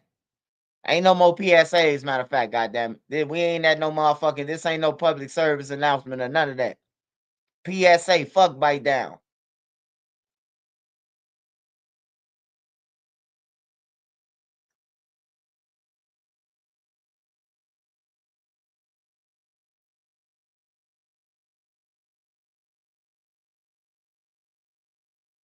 I wonder what happened to THF Crack, man. He disappeared? Did Crack get sentenced? Like, what happened to Crack, man? Crack disappeared, man. I don't know what happened to THF Crack. What happened to him? Do anybody know what happened to Crack? THF Crack? I heard that he got found guilty like 6 months ago, right? And he ain't been sentenced to shit. Our jails ain't shit. Ain't shit.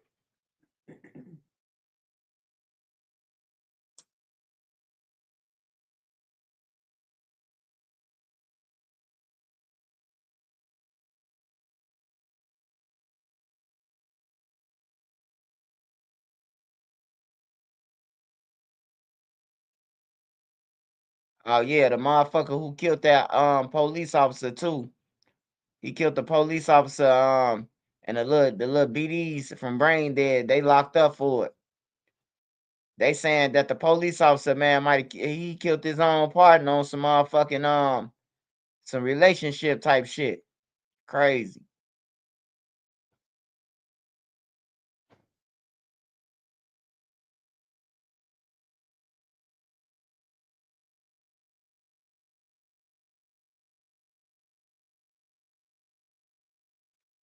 Damn, it was a Chicago air and water show. Fuck.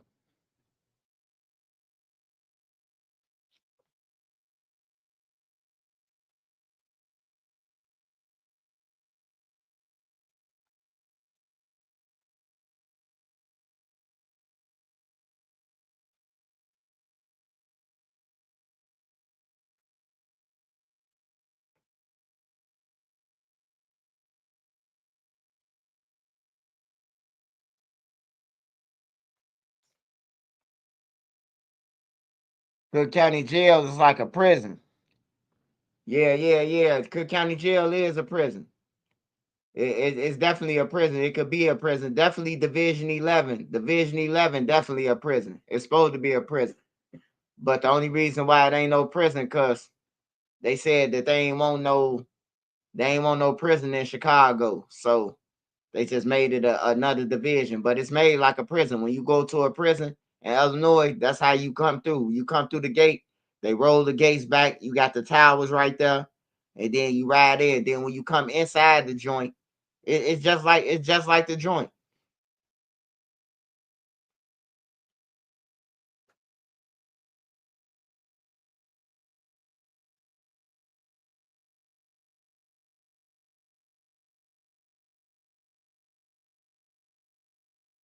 Yeah, motherfucker asked me, hey, you want to walk in the Bud Billiken, man? You better get your stupid ass out of here, dude. Man, I've been walking in the Bud Billiken all my motherfucking life, nigga. It started on 39th where I'm from, nigga. The fuck I look like walking in the Bud Billiken now, because I'm on the internet. Oh, let me walk in the Bud Billiken. Nigga, I've been walking the 55th, nigga. Fucking up my new shoes, my Air Force Ones, because, you know, that's when you get dressed in Chicago. Even a dirty motherfucker be fresh at the Bud Billiken. That's one day if you don't be fresh, you gonna be fresh at the Bud Billiken. I done fucked up many shoes going walking down King Drive, goddamn it. I'm going no motherfucking Bud. Fuck the Bud. It ain't even the same no more. You go there, you damn near might get killed. All the young motherfuckers there fighting and all type of shit, bro. When I used to go to the Bud, bro, it wasn't no fighting there. It wasn't no fighting when I was going to the Bud, bro. Like for real, that fight shit ain't started to that drill shit. Like it ain't started to the drill shit, bro. Like I remember motherfuckers used to walk all the way from 39th to 55th. Then they have a concert in a park in Washington Park. It used to be lit, bro. It wasn't like that. It wasn't like that every year, bro. The Bud Billiken used to be able to walk straight through. Ain't nobody on no bullshit. None of that. Now you go to the Bud. The police can't protect you, bro. They can't protect you, bro. On everything. Nigga open up in the crowd and he gonna get away. It's so many people. Oh yeah, the Taste of Chicago used to be lit too. The Taste of Chicago used to be lit. You might die down there too. On my mama, they shooting motherfuckers, robbing motherfuckers, killing them, coming out the Taste, all type of shit. Like for no reason. Swipe, was that girl Jada in jail? Yeah, she out now though. I think she out. Jada in jail. She out though. I think she out.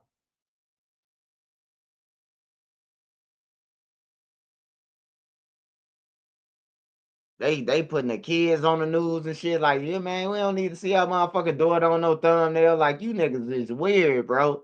Like, I know I post people and shit like that, but I ain't putting no motherfucking kid on my shit, bro.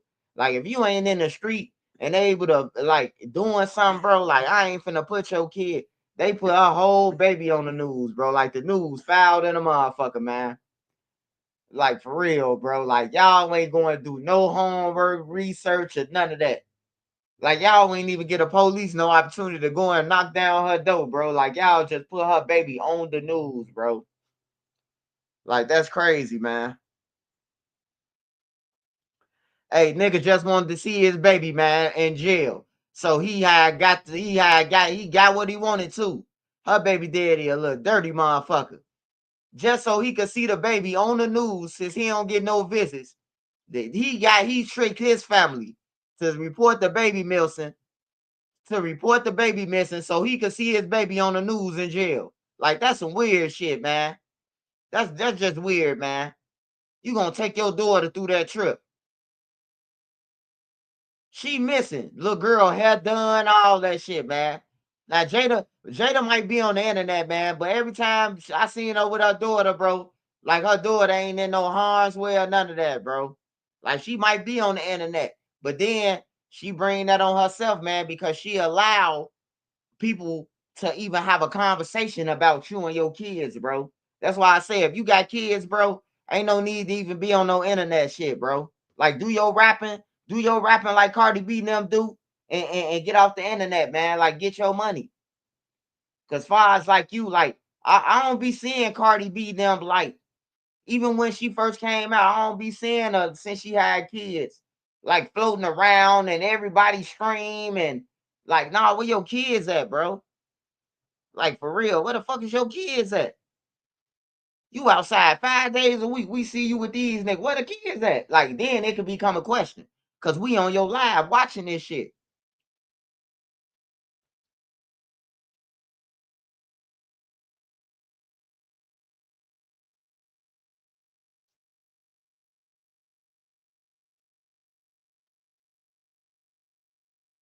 Yeah, but her boyfriend weird than a motherfucker. He a goofy.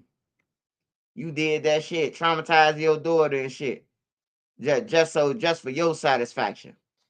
Like, it's crazy. Officer involved shooting where? And now on to some breaking news. Authorities are searching for a shooter who exchanged a fire with police in South Shore. WGN's Emmy Victor joins us live on the scene with the latest update. Emmy? Mike, Chicago police have now confirmed that no one was hurt during this exchange of gunfire. They've also confirmed that the suspect is still on the run. Police say this all got started around 2 p.m. here at 71st and Chappelle. Investigators said officers came across an armed man firing multiple gunshots towards someone else. Responding officers then saw the armed man flee on foot and started pursuing him. Authorities said one officer fired their weapon at the suspect, but he fled the area. Police did not share details about what may have led up to this shooting. However, people we spoke with said they were trying to piece together what happened. One even said this may have started over a thrown object. When I looked up some stuff, and it looks like somebody shot at the police shot back at somebody. Not sure, but I know they've got up until 68th blocked off with cop cars. And they say somebody had threw a bottle out the car, and then the guy shot at him, and the police was down the street. So he came to the scene where the guy was shooting at, and then him and the officer exchanged fire, and then they went down this alley right here. There are two areas where detectives have really been focusing their investigation. The first is outside of a meat market. We saw several evidence markers outside on the sidewalk. The second is an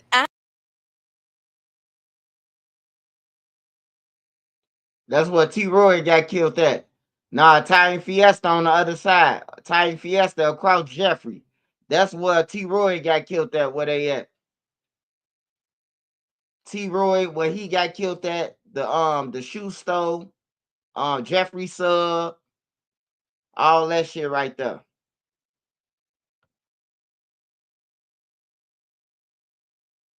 alley that separates a restaurant and a beauty supply store. But since we're across the street, it's unclear what may be exactly behind there. Because an officer was involved in this shooting, COPA is now investigating. Reporting live in the South Shore neighborhood, Emmy Victor, WGN News. Thank you, Emmy. The County Market Weekly ad is here. New York strips for $6. Farmland.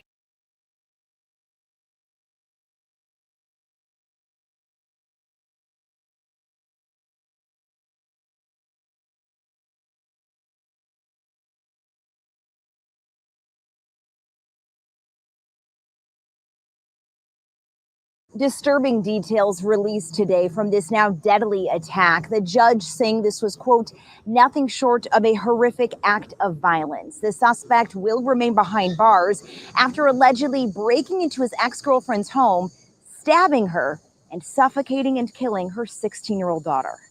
Prosecutors say 35-year-old Juan Carlos Perez Abarca used a ladder to break into his former girlfriend's second-floor apartment unit in LaGrange Highlands on Monday, while she was out trying to obtain an emergency order of protection from him, which was denied.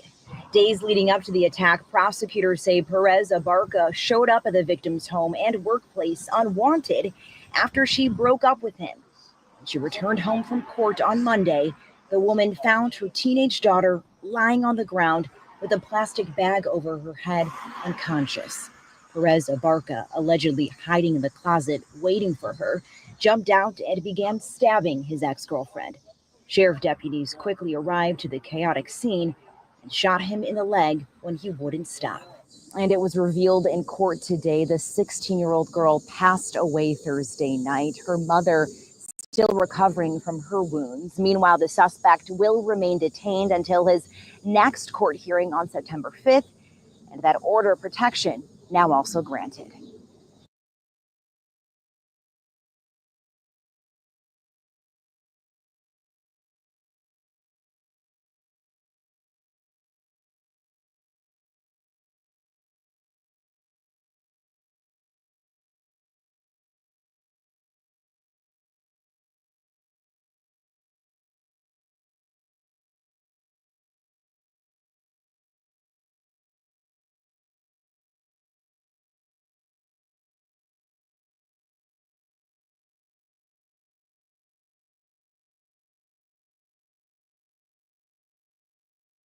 That breaking news coming from Northwest Detroit this morning. It's where the search for a missing Detroit teen came to a tragic end. And good morning, everybody. That is where we start our news on this Friday morning. Thank you for joining us. Detroit police investigating how a missing 15-year-old wound up dead. Yes, the family of Lawrence Dowell, they say that he left his home on Salem Street on Tuesday and never returned. Loved ones were searching for the missing 15-year-old. While that was going on, police got a call for a body found at a cemetery in northwest Detroit. We want to get out to Shante Passmore, who's live this morning, and she's been tracking what homicide detectives have learned in this case. Shante? Well, Rhonda and Jason, for about 48 hours, no one knew where the teen was until this grisly discovery. Police say that started after someone had visited a loved one in the cemetery and noticed the body. And this morning, there are questions mounting over what happened. But first, we want to show you this. This is a photo of Lawrence Dowell. The investigation, of course, still very much in its early stages, but we can confirm at this hour it's being treated as a homicide. On Thursday afternoon, family, friends, and police on Detroit's west side conducted a search before he was identified after our 11 p.m. newscast went off the air. They found the teen at Mount Hazel Cemetery on Losser Road in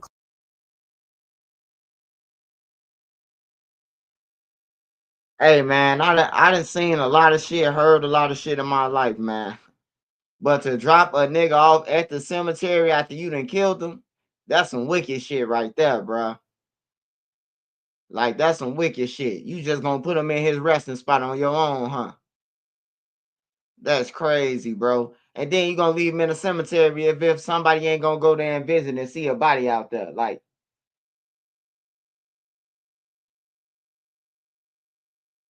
oh yeah, he probably did some shit. I'm telling you, everybody ain't going for you stealing their shit and breaking in their cars. Motherfuckers killing you, bro. Some people, it's the principle. That's what they say. It's the principle.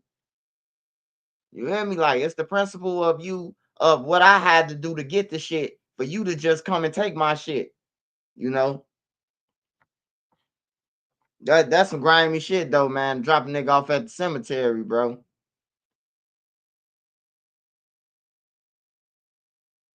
Clarita Street. And during yesterday's search, homicide investigators said officers told them that the body appeared to be someone with a youthful appearance. Homicide investigators are on the scene right now conducting an investigation. Our investigation will continue. The individual who we located inside of the cemetery was wearing gloves and what we believe to be some kind of ski mask. And certainly this morning, not the outcome the Dowell family had hoped for in the search to find this missing teen. We are learning that police are working with the Wayne County Medical Examiner to determine the cause of death. We're live this morning outside of DPD headquarters. I'm Shante Passmore, local.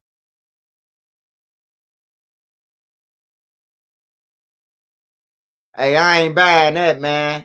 He did something, man. Ain't nobody just gonna put you in your resting spot, man. You had to fuck with somebody, mama. You had to steal some hundreds of thousands or something, bro. It wasn't just no break-in. Yeah, he did some shit. We finna find out though.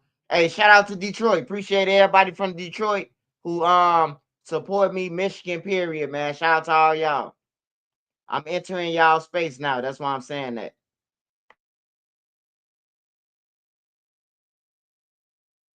Good morning, and thanks for being with us on this Friday. I'm Amy Lang.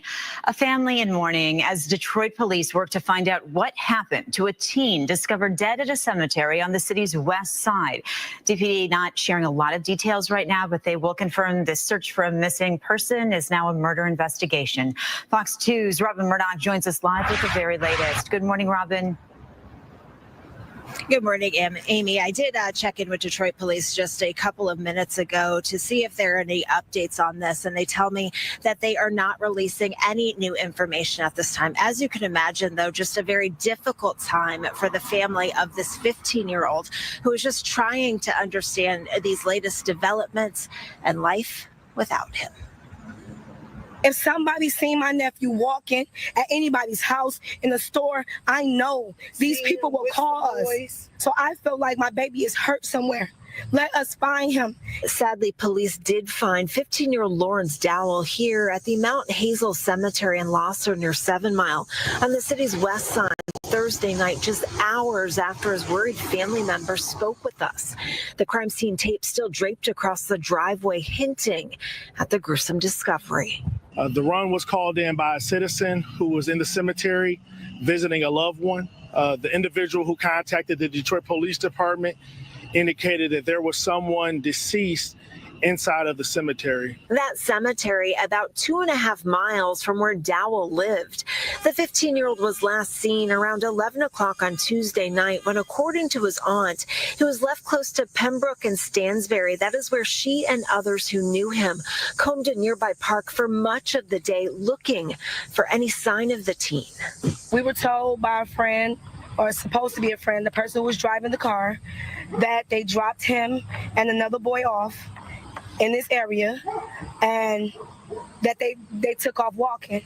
Right now, police are working to figure out how Dowell ended up at the Mount Hazel Cemetery, while the Wayne County Medical Examiner is working to determine how he died. We are told the teen did not have a cell phone on him at the time of his disappearance, but was wearing this when he was found. The individual who we located inside of the cemetery was wearing gloves and what we believe to be some kind of ski mask. Obviously, a lot of questions concerning what happened to Dowell and what he may have been doing leading up to his death. His family just devastated by the latest turn of events. In this interview yesterday, they shared some of their memories. He a good boy. He out here. He loves his family, his sisters. He really be at home. We're family oriented. Now, I did talk to the family just a short time ago over the phone, and they, of course, are just trying to process this all. Again, Detroit police, they are calling this a murder investigation. They tell me that nobody is in custody at this time. Of course, if anything changes, if we get any information about a cause of...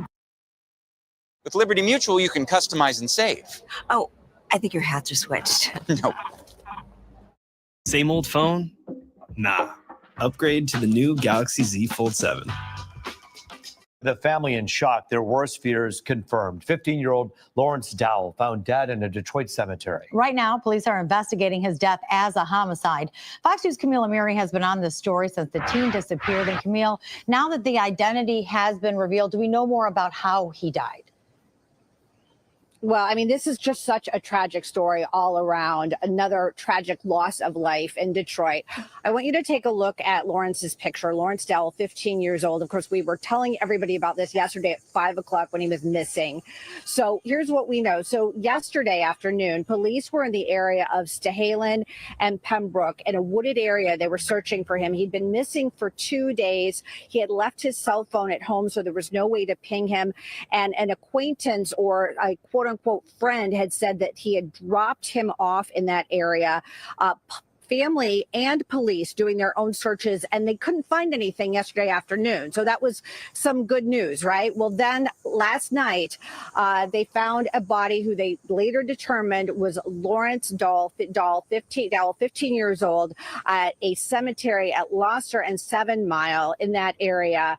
A loved one visiting their family member, actually random person visiting their family member at a gravesite, happened to stumble upon his body, later identified as the missing 15-year-old who'd been missing since Tuesday. So fast forward to Thursday night is when he was found and identified by police. Police back out on the scene this morning. Michigan State Police, Detroit Police looking for more evidence in the area where the body was found. Now, we did talk to a woman who lives near the cemetery, and then we also talked to Lawrence Dowell's aunt. Take a listen. We noticed a lot of police activity pulling up over here, and I come outside and noticed that they done taped everything off, and we got word like maybe 3 or 4 minutes that it was a body over in the cemetery, a young man, and you know, it blew my mind. I was shocked, like, wow. Just in disbelief, you know, that's my baby. Me and him real close. Man, it's me and my sister. My mom only had, you know, us two. We always grew up like this. Like my son and him is best friends. It's my son's birthday today. It's got to be the worst day of my son's life. Now, one of the things that came out in the press conference last night was the fact that police said that Dowell was found wearing a ski mask and gloves. The aunt had something to say about that revelation. Take a listen. I don't even think that should even been put there. We don't even know if that's what he had on. We don't even know how true that is.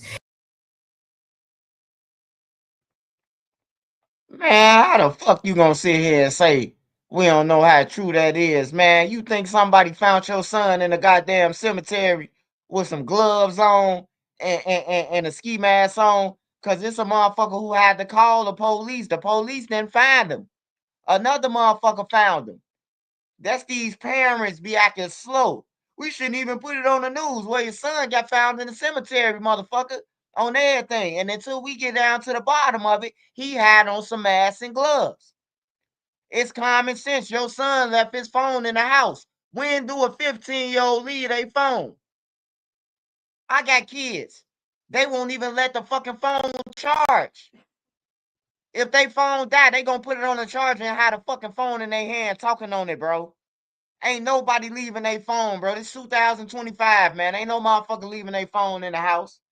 Yeah, bro. You got parents like her. Bullshit. He left his phone in the house. Come on, man. Ain't nobody would leaving their phone in the house. It would have been one thing if he had his phone on him, then he got found with some gloves and shit. Okay, maybe somebody put it on him or something like that. But he got on gloves. He left his phone in the house. Only a real motherfucker gonna tell you, hey, leave your phone in the house. Unless his homies members gonna backdoor him and told him, put on a mask, put on that. So when we drop, kill you. Cause one nigga saying I dropped him and another nigga off. What other nigga at? Yeah, she finna play crazy. I hate parents like her. And if he did have on a ski mask and gloves, he 15. It don't matter. These right now, nobody had no value for life.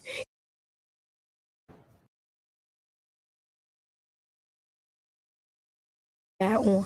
We don't even know how true that is. And if he did have on a ski mask and gloves, he 15. It don't matter.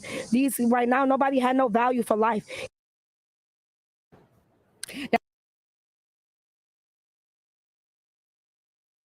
Yeah, that's why these kids fucked up, bro. Instead of the mama getting on his ass, she trying to check the public. She trying to check the public for why did y'all put out that? Cause the motherfucker, he probably could have, you know, he hit a lick and goddamn it, the lick came back and caught up to Shorty and them. Hey, where he at? Where y'all take him at? Or who broke in my house? Oh man, it was Lil John. Hey, look, man.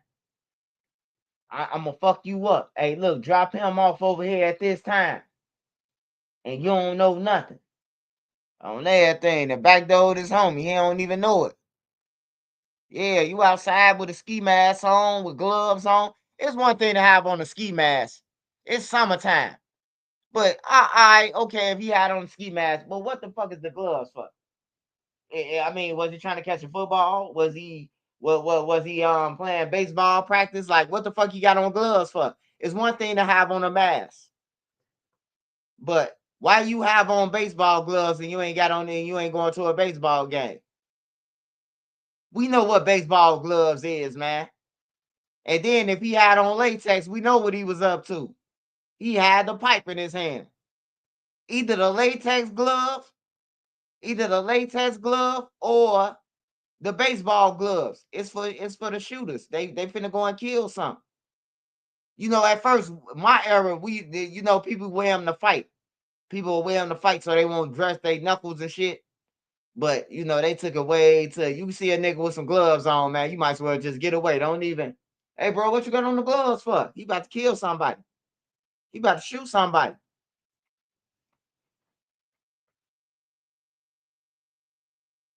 Knowing his hands was sweating in them gloves.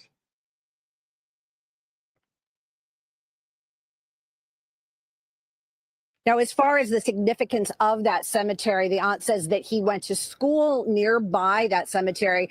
Also, it's not far from where family members live. It's also not far from that initial area where they were looking. But as far as a motive, as far as who did this, police still trying to figure that all out. Reporting live on Detroit's West Side, Camille Mary, Fox 2 News. Just 15 years old. Camille, what about family? Sometimes they have, an instinct or some sort of intel about what may have happened. Have they, given you any details about any possibilities? Well, I mean, they're really holding everything close to the vest here. And obviously, they're working with police investigating this, not wanting to disclose anything that could hurt the investigation, but saying that they want to get to the bottom of this. They had. Hey, you know what I noticed though through all the 3 videos we just watched? Not one time did I hear a parent say that he innocent. I ain't heard the mama, you hear me? Normally a mama would be like, my son innocent. He go to school every day, get straight A's. This ain't like him. We ain't heard none of that about him, about the guy got found in the cemetery. We ain't hear that he was a straight A student. We ain't hear none of that shit. In fact, I see pictures with him dropping the wires. I don't know what gang that is in Detroit, but I see him dropping the wires in pictures. You know, everybody claim they're in tour with each other. They drop the same shit in the pictures. You would think they all was together. Old Block and Tuggville, they all do the same shit. Drop the same shit. Do the same, the little wick W. They all throw up the same shit, man.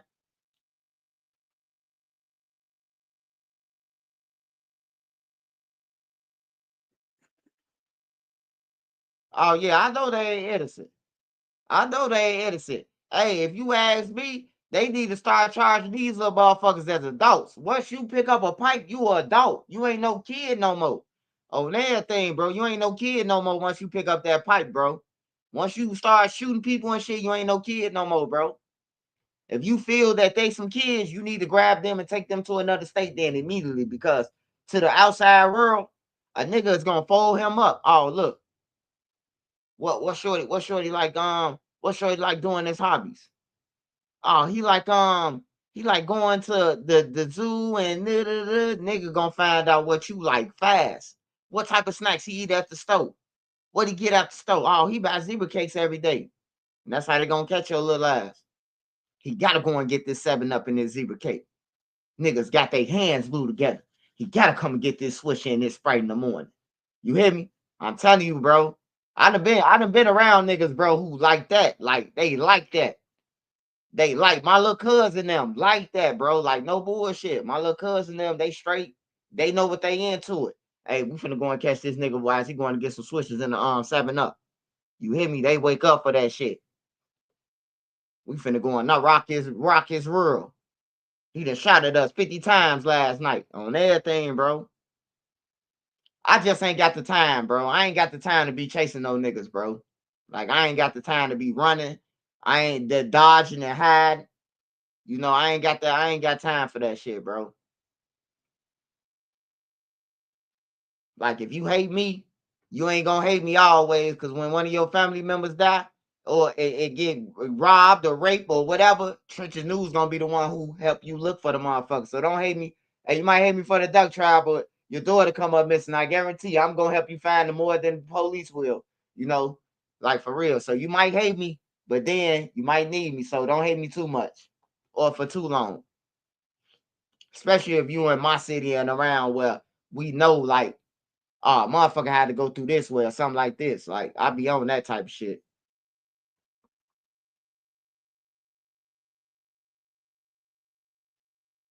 She one of them parents, if he robbed the bank, she be like, my son 15 and he innocent. Yeah. That's what she basically said. So what, he got on gloves and a mask? Well, bitch, he had a 30 shot on his waist then. What you gotta say about that? He 15. Like, that's crazy, bro. And that's why these kids doing shit, knowing that they mom and them knowing that they mama and them gonna get involved with that shit. Detroit But going first, up. a pool party ends with a deadly stabbing spree. Now the manhunt is on to find the killer. Investigators say the person attacked 4 people, killing 2 of them, a man and a woman. This happened near 7 Mile Road and Fleming Street, where neighbors say the house is often used for parties. Tonight, Shantae Passmore has an exclusive interview with the family of one of the victims, plus what the property owner told her went wrong at the party. Family identified one of the victims as being Jakari Williams, who actually hosted what's being described as an intimate gathering for close family and friends. Instead, he wound up losing his life after the father reportedly tried to break up a fight. Another neighborhood reeling from another night of violence. With this being so close to home, you know, that was really scary for me. Just before 10 p.m. near this home, police say someone stabbed 4 people. At last check, Detroit police reports a man is expected to survive, while another is in critical condition. Meanwhile, a woman in her 20s died. 31-year-old Jakari Williams also killed. In a sit-down with Local 4, his mother, Kimberly Williams, shares how she'll have to bury yet another son. Hey, no funny shit, y'all. But once I see that knife going the first motherfucker, I'm gone. You hear me? On my mama, bro. You only got one time to stab one motherfucker before we get alert. You hear me? Like, how do you go like the nigga who was in Walmart? How do you stab 11 people, man? How do 11 people just sit there? You know what I'm talking about? Before you realize that he didn't stab 3 people. Like, bro, my antennas be up, bro. I ain't going for that shit, bro. Like, my antennas be up, bro. Like, I be up. Like, when I tell y'all I been up, yeah, I been shot. I been caught lacking and all that shit. But I gave them motherfuckers a run for their money. I done ran so fast, them motherfuckers was tired, and they had to run back to their car. So they was gonna leave anyway. Whatever they left me with, I was gonna have to have anyway. Cause I'm running on everything. I'm not standing there waiting on no car or none of that. I'm gone. I've been ambushed. All that shit that happened to me, bro. I done came out the crib, get caught right under fire. Soon I open the door. Like, boom, the whole glass fall in when I close the door. Like, damn, they just try to fuck me up. Motherfuckers coming in the hallway like, damn, that was you? Like, hell no, motherfucker just shot at me, try to kill me. They like, we see somebody running off with hoodies on, 2 people. Like, for real, bro. I done been ambushed, bro. And it missed me, bro. Just God bless me, bro. That shit missed me. Soon when I come out and open the door, bro, someone was telling me like, man, it ain't feeling good today. Man, we stayed on 45th and King Drive, man. On everything, bro. And as soon as I went downstairs, it was a glass door leading to the outside, bro. I opened the door, bro, and they as if they knew I was coming out. That's when I had to relocate and find out, like, all the people in the crib, they could get paid off. They money hungry. So they done bumped into one of these niggas, and you tell us when he leaving out. And I think a motherfucker in the crib said something to me like, yeah, it's hot outside. You don't want to get no air? Like, they just kept on saying weird shit to me, you know? Like, it's 90 degrees. You don't want to go to the beach. Everybody at the beach on 39th. Everybody at Mandrake. Like, for real. Hell yeah, I found out who it was, goddamn it. Hell yeah. Shit. You gonna find out that shit on the low end. You gonna find out fast, man. You gonna find out fast, because a nigga gonna tell somebody. They can't go. See, this the only difference between now and then. Then it wasn't no internet. Like, it wasn't no internet that was big where everybody was on the internet, YouTube, Instagram. It wasn't none of that. So it was from word of mouth. Damn, they just shot that swipe on 45th and King Drive. Then motherfuckers started breaking it down. Then before that night over with, you will find out. Because I got cousins, I got sisters, just like they do it. And if you from the low end, you might tell somebody, man, I just try to kill this little nigga from Newtown or woo woo, you know. And a nigga like, man, this my cousin. He talking about, bro, don't tell you or call me. Bro, somebody just try to kill you, bro. You know? And then that's how I go, man. You always find out, though. I'm glad I ain't got to go through that shit. I ain't never want to go through that shit. My homies was scared of some niggas, and I just said, fuck it. I ain't scared of them motherfuckers. When I got out of boot camp, I thought I was motherfucking Flash Gordon, goddammit. I thought I was in the real military when I got out of boot camp, for real. I still was fixing my bed 45-degree angles, man, on everything. My blanket, tucking my blanket, folding it 45-degree on the angle, on there, all type of shit, bro. Like brushing my teeth for the 3 minutes singing a song and then it's over with. Swallowing spit, goggle and shit like that, bro. Like I was under the military act when I came out. Who want to do a push-up, bro? I'm on the block. Who want to do a push-up? Who want to challenge me in push-ups? You know, I was on some thirsty shit, bro. So I was just thirsty to when they had came and said, man, we in tour with these niggas. I just like, fuck it, shit. Give me a gun. I'll go. I'll help y'all. Shit, you know, shit like that. Not even on no flunky shit. These my homies, bro. They was just scared. They had money, but they was scared. They weren't used to. They weren't used to the, you know. And then plus they got older, so they definitely weren't used to. They weren't in their primes no more. You know, once you get old and shit, you start losing that. You start losing that shit. A motherfucker might come behind you and whoop your ass, and you might think just because you a killer, you hear me, that a motherfucker ain't gonna hit you. Motherfucker, I know you would try to shoot me and beat the fuck out you, hear me? Like, that's how shit happen when you get older and you still in the hood on the block. Somebody gotta come and let somebody know, like, you don't run shit no more. So you might get into a fight with a motherfucker just so they can show you, or they might kill you, just trying to show you that this a new era. Like, you need to fall back, brother.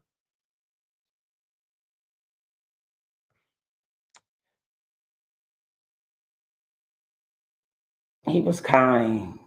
He was kind. He was kind. Neighbors say this home is known for being a house available for rent to throw parties. $1 million cash. It's loud, it's rowdy. They block up the street, they fly down the street. They have no respect for the neighborhood. Saturday night, their worst fear came true. Past the crime tape, property owner Alvin Taylor takes us inside, claiming Williams hosted the pool party for close family and friends. It reportedly wrapped just moments before the violence erupted out front. Just unfortunate. They were all together. It was all, you know, it was a family thing. It was a family thing. It was a family event. It ain't like it was a bunch of young people running around. Meanwhile, investigators say they know who they're looking for, and so does the Williams family. I want some to get caught.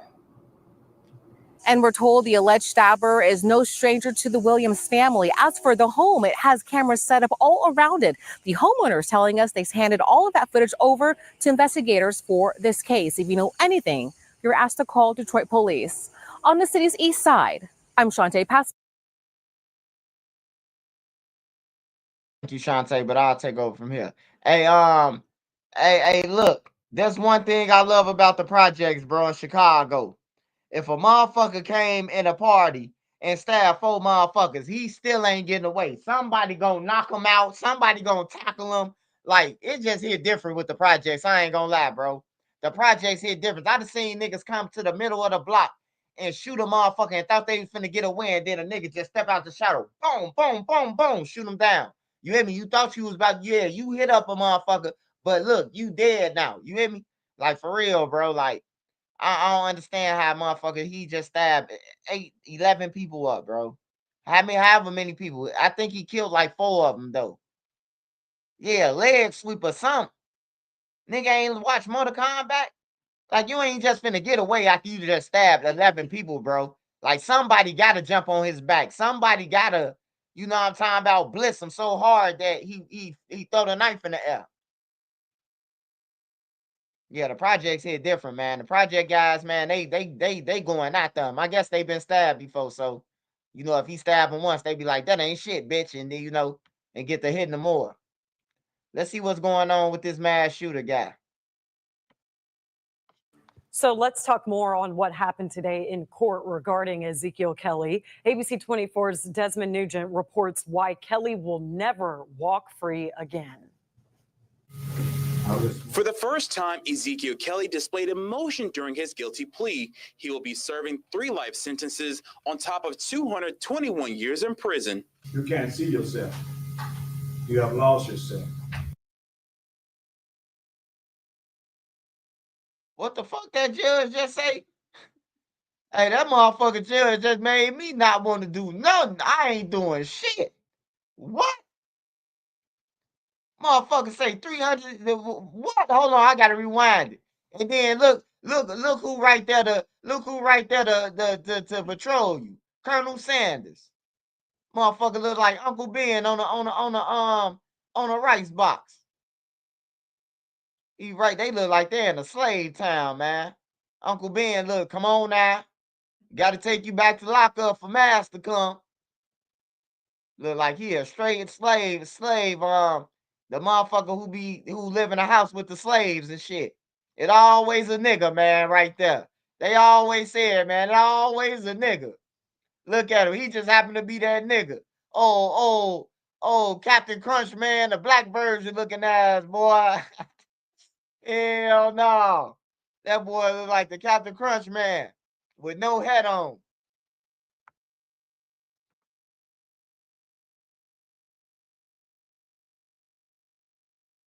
So let's talk more on what happened today in court regarding Ezekiel Kelly. ABC 24's Desmond Nugent reports why Kelly will never walk free again. For the first time, Ezekiel Kelly displayed emotion during his guilty plea. He will be serving 3 life sentences on top of 221 years in prison. You can't see yourself. You have lost yourself.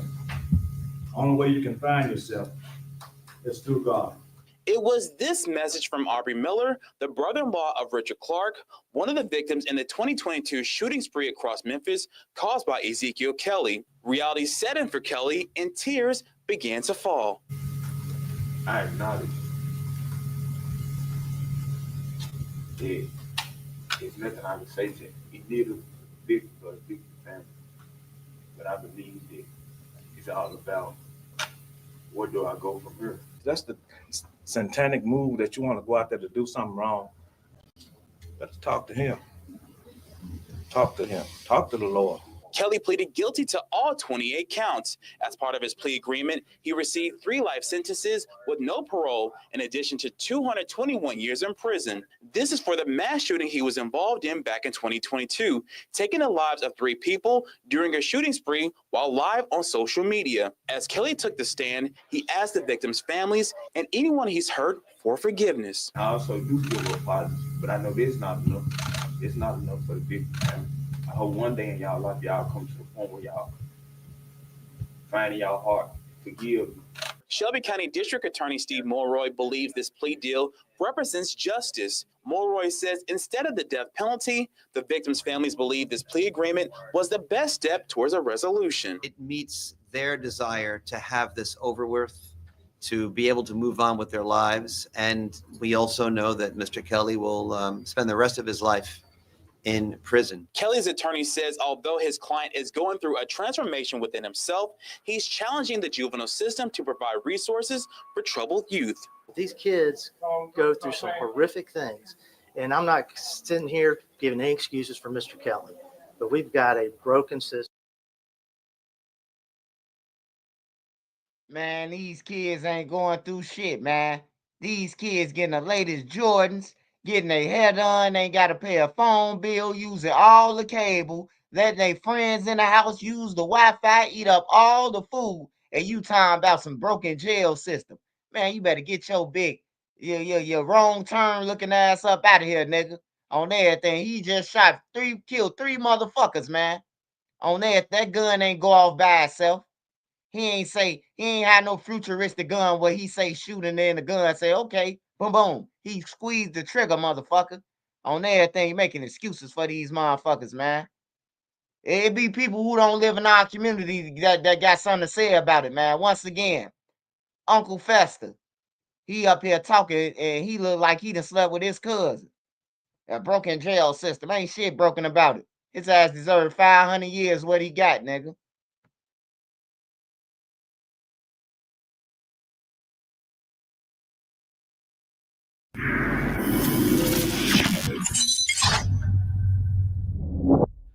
All right, here we go. The mighty return of Boosie back on Vlad TV.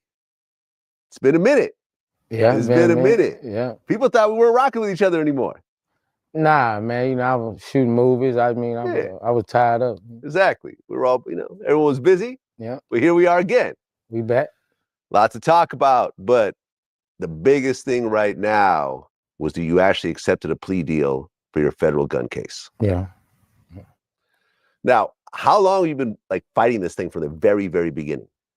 I've been fighting for probably 3 years now. Probably about, 3 years. yeah, about 3 years. 25, huh? Yeah. Yeah. 2025. About 3 years. Yeah, about 3. So this has been like hanging over you. And, we've talked about this before. At first, it was a state case. Your Yeah. lawyers came in. The state case was dropped. And out of nowhere, the feds picked it up. Now, it was a state case. The feds came, picked it up. They had a ruling in the Supreme Court that went in my favor. And the case got dropped by the judge. The case got dropped. They went appeal the Supreme Court ruling. And they won on the Supreme Court ruling. Now it was back again. I could have appealed that, but that'll be 2-3 more years, and I'm just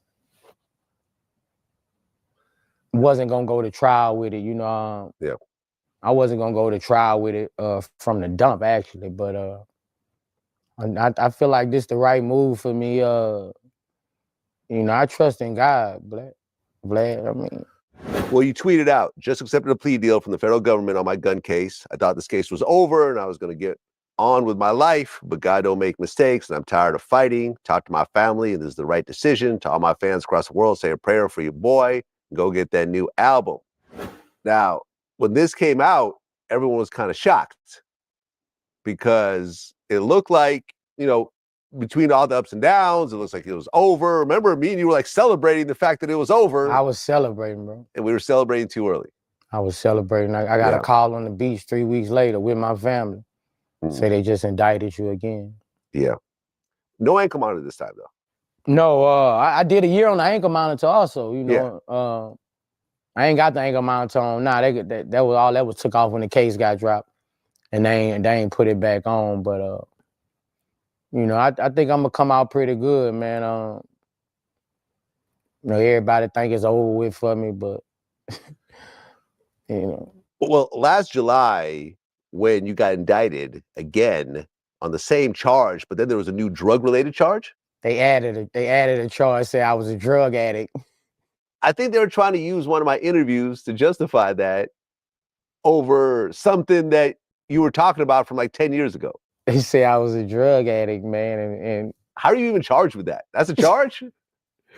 In the plea deal, that they throwing that out. I guess they threw that out. I don't know what that came from. I think that was just I don't know. Yeah, no, I talked to your lawyer about it, and he was like, this makes no sense because there's absolutely no proof that you're a drug addict. It's no proof I'm a drug addict. The fact that you used to take drugs 10, 20 years ago, it doesn't matter for nothing. That doesn't matter. The fact that I was sentenced to third offense marijuana, 10 years. I was sentenced to 10 years. The system been let me down. Right. I was sentenced to 10 for third offense marijuana. Yeah. How you know if I'm drug addict if you never send me to rehab? I was sent straight to the pen. How am I, if I'm a drug addict if you've never offered me rehab? Yeah. Okay, so they dropped the drug charge, but they kept the gun charge. Yeah. And you pled guilty to it. Yeah, I'm going to plead August 26th. Now, I talked to your lawyer about it. He basically said, I can't tell you very much because it's, lawyer-client privilege. But, because everyone's like, how much time is he getting? How much time is he getting? And your lawyer said, we don't quite know right now because it's ultimately up to the judge and the sentencing, right? Right. How do you feel about the sentencing that's coming up? I just told you I trust in God. That's how I feel. I feel like God because my mama got on my ass the other day and told me, cause my mom, they heavy on God, bro. Like she told me, stop asking call my phone and blow me down. Stop asking for a fucking pardon. You taking your faith out. You taking your faith out of God. You ask God to put faith in a man. Stop asking a man. Stop asking people. So, I trust in God, man. I mean, my prize ain't I don't have no bad prize. I just feel like and this time I don't have a judge that hates me. Yeah, you've always said you had a good judge. Yeah, You've been saying this the first time I've ever had a judge who I would say is It's fair, bro. Our judges always stuck it to me. Do you think it's because this judge is in California as opposed to Louisiana? Because you've always had Louisiana judges, right? Yeah. That's probably why, because then I always had men judges, hard men judges, white men judges. Like I've never had it on my side, Vlad, and I just feel like she's more fair than. I just feel like there's no hate in her heart for me. That's how I feel. I always felt that. I always felt that from another judge. I feel like there's no hate in her heart for me, but still I trust in God. You know, if God want me to get something light, if God want me to go to jail, He gonna send my ass to jail. If God want me to stay free, He gonna keep me free. If He want me to go to jail, He set me up for a bigger crime.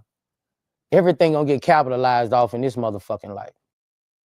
If you or a loved one were sexually abused at these Illinois youth facilities or treatment centers, you may qualify for significant financial compensation from a state-established fund. And 800 individuals have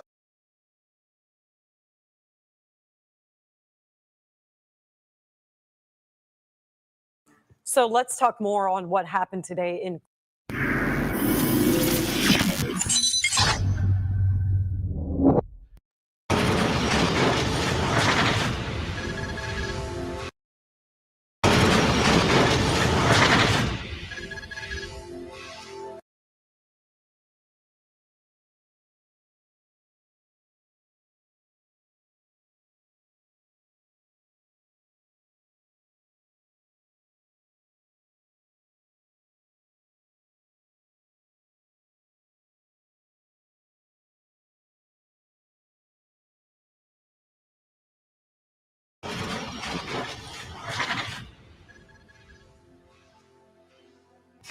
Man, bro.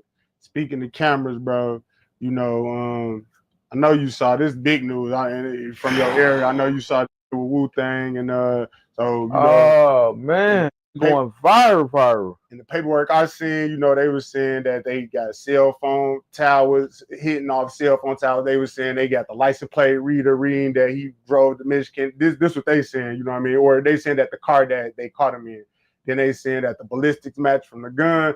Then they saying it's just all of this that you saying, like cameras and shit, but it ain't no cameras, but it's all this other technology that they allegedly linking him to this murder with. You know what I'm saying? Yeah. You seen it? I mean, have you saw it? It's online. I seen this shit, boy. I've been everybody covered it. I'm just man, this shit going over viral right now. That's like one of the biggest stories right now with that goddamn T Grizzly. Hell yeah. So what was your initial thoughts when you saw that? Like, damn, or like give me your thoughts. Man, when I first seen it, my first thought was like, damn, you know what I'm saying? T Grizzly, folk, don't get up out of here, folk. You know what I'm saying? Get your passports, get your girl, your babies, get y'all passports, go out the country, go to goddamn it, Mexico, go to Cuba, you know what I'm saying?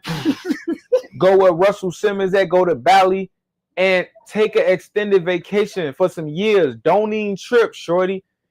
And see how things playing. Man, this internet, wow, for this shit convicted a nigga before they even get charged.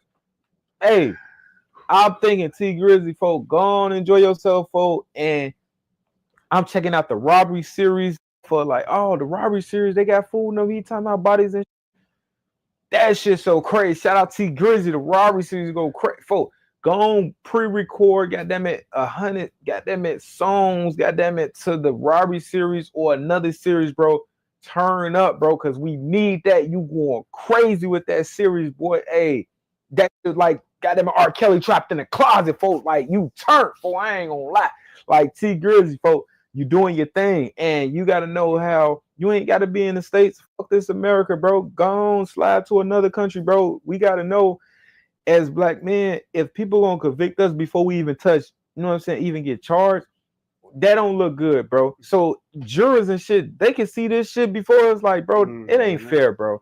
It ain't fair. So with that being said, I would say go and move around for some years, enjoy your life. Motherfuckers a multi-millionaire, enjoy your millions, make a lot of goddamn it series, goddamn it robbery series, goddamn it backdoor series, Gold Digger Chick series, make some goddamn for the trenches series, make 100 of them bitches, you know what I'm saying? Sell them bro, to get your money on, bro. Get up out of here. Don't let these feds come moving in, the marshals come knocking. Now you want to, oh, I should have went out. Y'all got private jet money. Y'all got motherfucking private jets. Y'all knowing too many important people. So that was my first thought. My second thought is, damn, this look crazy. They saying Wu-Tang and got caught with the pipe in a car that was on the scene. I'm saying to myself, you can't be serious. So I'm waiting to see if that's really true. You know what I'm saying? So I was really like, I want to say they caught him on 59th and Calumet or some shit yeah, like that. yeah, in the cut. yeah. Like that's in the trenches, you know what I'm saying? In my trenches, you know what I'm saying? So again, it look weird, you know what I'm saying? But again, they ain't got no, you know what I'm saying, camera saying he did nothing. They ain't got them, ain't got no evidence saying He they innocent saying and this. proven guilty. It Man, just look crazy. it if look you just crazy, getting and the niggas- internet is booking, you know what I'm saying? Convicting got them in niggas before that. They mentioning niggas' name, they mentioning Booker 600, you know what I'm saying? They mentioning all these niggas saying, because they know this, you shouldn't have nothing to do with that. So it's looking crazy, bro. With that being said, I feel like a nigga gotta be, hey, I'll holler at y'all. Let me see how y'all want to holler at me in the near future type shit, and just keep enjoying his life and be able to be in control of it. Get a lawyer on payroll, and man, see how the fuck they move, man. Make your next move your best move, bro. But I'm like, damn, that's terrible, bro. Terrible. Yeah. That is terrible. So Wu-Tang, like, you knew him in the trenches? Hell yeah, that was one of my little shorties. Hell yeah. Not even want to be so possessed with little niggas, you know what I'm saying? One of the guys I know of. Hell yeah, you already know, man. One of yours though, your younger, No but damn, question. though. So when you like, okay, you say these was your thoughts, but also you see that you gotta be one like, damn, bro, I hope you come from up under that. You know Oh what I'm saying? man, but it's like, whole 'cause Wu-Tang you don't come from up under that free Wu-Tang, man. Again, I feel like he innocent. Niggas saying this, saying that. You know what I'm saying? Niggas don't know who he was around. You know what I'm saying? Who he got, what he supposedly got from. So we gonna see how shit play out. You know what I'm saying? Niggas got, you know what I'm saying, attorneys fighting for that right now. Niggas, you know what I'm saying, swinging. Niggas ain't got that many fighting to lose, man. Niggas in trial. So man, free Wu-Tang the fast way, man. It's a crazy situation. It's just we speaking on it because it's on the internet. Yeah. But yeah, for sure. So you know, speaking on, like you said, get up out of here, man, because them people be convicting you before you even get, you know, before you even really guilty. This is a prime example, then we're gonna go to something else. But Diddy, when they put that shit out with Diddy, everybody was thinking like, this is the worst nigga in the world. But then when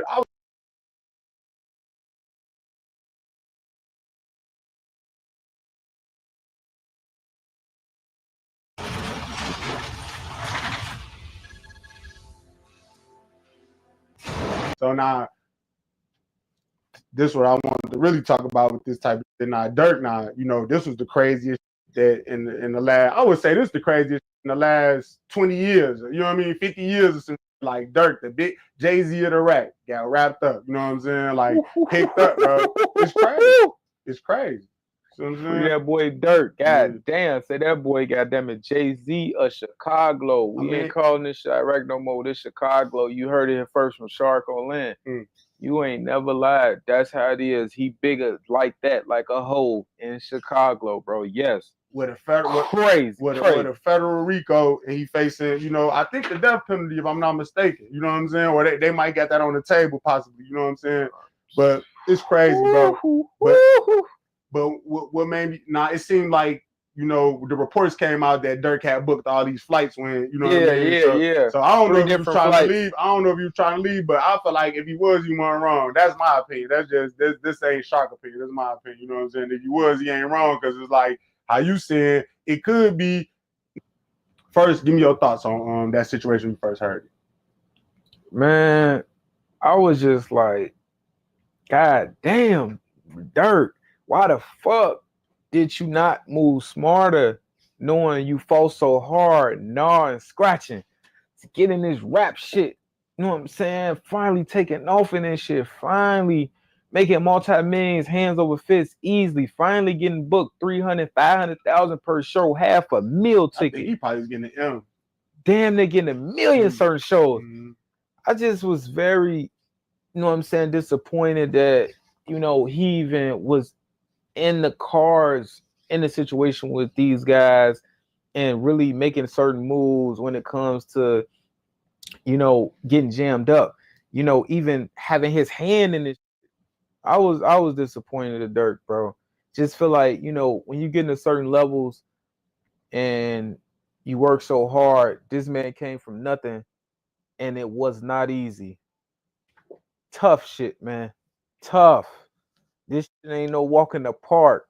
Coming from the fucking mean streets of Chicago, bro, to go all the way up to the top of the rap game after Chief Keef was making his rounds, and now he fucked that. I want the top slot and make his rounds and climbing this feature after this feature, from this feature to a Drake feature, and turning up and going crazy and doing this thing.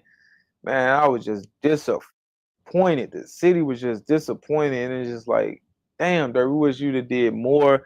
Just got the key to the city. Everything lining up for that guy. Just did goddamn it, acting in the shows, in the TV show series with Power and 50 Cent.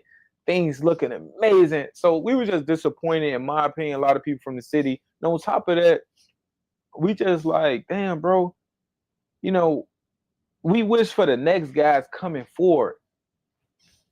Do not follow in his footsteps. This is the most depressing thing, is like, for one thing, Man, guys from the reaching that bottom of type the of bottom success to the top of the top. from a pup to not, you know what I'm saying, Kane Corso around this bitch, you know what I'm saying? Dirk was doing that. He was big time and, you know, platinum seller artist, you know, I'm selling out of arenas. We just disappointed, and it sucks, bro, because that guy could really reach out and really bring in so many more people from the city to reach success. So it was just, man, just terrible in all different type of, goddamn it, scales, just terrible. So we were just all up behind it, honestly. And we hoping that there's some way that he could find a way to, goddamn it, creep up out of it, but it's looking terrible. And I'm gonna be the first to tell you, it's looking terrible, bro. So that's how I was feeling about it, bro. Especially, you know, when they allegedly got an informant, they allegedly got OTF Jim. A lot of people put it out there. A lot of OTF people put it out there that he allegedly turned informant. You know what I'm saying? Yeah, they was saying that shit. But Man. ain't no proof. We ain't got no paperwork. But we just seen a lot of people that was close to Dirk that kind of put that on the internet. We seen it. You know what I'm saying? Yeah, and I don't believe that's true. I don't think OTF Jam is snitching, and that's how this internet, here we go again. That's exclusive. So you don't believe it? Exclusive right here. You heard it here first, bro. I think OTF Jam is not snitching. This internet will take one thing and now niggas running with it. I don't think he's snitching. I think it's other guys that was snitching. Obviously, we got different cases and shit like that, so y'all got to keep watching trial and shit like that. But man, free that guy Dirk, man. Free Dirk. And we hoping the best for them. Free DD. You know what I'm saying? Free those guys, man. Yeah. So with Jim, you knew him personally? Like, no, why I didn't know Jim. Like, why you think he ain't? Why you just giving him the credit like that? You know what I'm saying? I know of Jam, and I know Jam came out recently, you know what I'm saying, 6 months ago and said he didn't snitch. He went off. I seen that. Before that, I felt that he didn't snitch because he just solid. Nigga done did time. Niggas that ain't one of these young niggas just talking it, and niggas ain't gonna just write statements and be willing to get on the stand for no little dirt. You know what I'm saying? I just didn't see it. With that being said, that's why, bro, I feel like he just not that type. Your nigga been down, been bitten. I don't feel like he gonna get down on folks. And I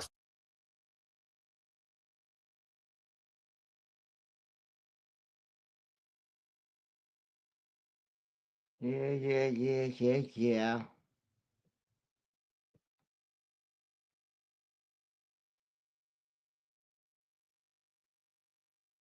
Harold has metastatic prostate cancer, but like you, Harold has stuff to do. He takes Nubeca. You got Big Do It Red, aka Valid, aka Cindy Young. It's Shanda, y'all. The last co-defendant on the got locked FBG Butter and Lil J case. Home after serving, what you did, 10 years? 10 years and 6 months. Damn, 10 and a half. Yeah. Real standing on business. G, welcome home. Thank you. I'm happy to be home. Yeah, for sure. You looking good, man. Do I? Yeah, for sure. Yeah. And you got that little prison glow. You ever heard that before? Yeah. Yeah. I have. Yeah. Okay, man. I mean, like, man, you got a long story. I want to, lot going on. I want to start from the beginning. Like, let's get like where you from, your upbringing, like where you from originally I'm in from Iraq. Rockville Gardens, 3130. Shout out to the guys. You know, I love y'all. I used to be over east too, though, but yeah, I'm from the Gardens. Rockville Gardens. 3130, what's that, 130th or something? Yeah. Born and raised. Yeah. So what was it like growing up over there? Like, you know what I'm saying? Coming outside and shit, like you were a shorty. Earliest memory. It was fun. We had the King Lady, we had skating ring, we had shirt. It was fun out there. It was real fun. It was a lot of shooting though. It was a lot of shooting, but back in the day they'd tell us like go in the house, we can start shooting. Right now, nowadays they just be shooting. They don't even tell the kids go in the house. That's why innocent bystanders is getting shot. Because the older people don't know how to guide the young people. You feel me? Nah, real shit. Damn, so you say back in when you was coming up, like not like you still young, but like what around what era is this? Like this the drill era? When is this when they telling y'all going out This before was they like get when the I shoot? was like 11, 10, 11. So what's this like 20 what? If you don't mind me asking, they don't want you to age. Like 20. I'm 32. All right, yeah. You look good for all right, go like ahead. 22 years ago. Yeah.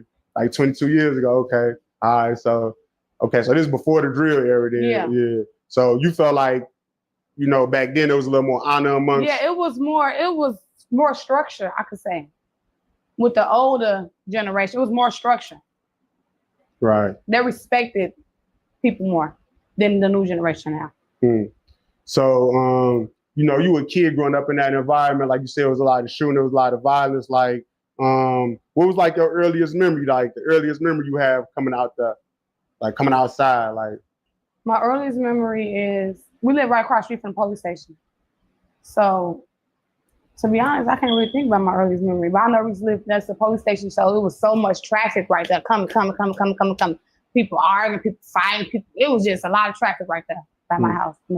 Yeah.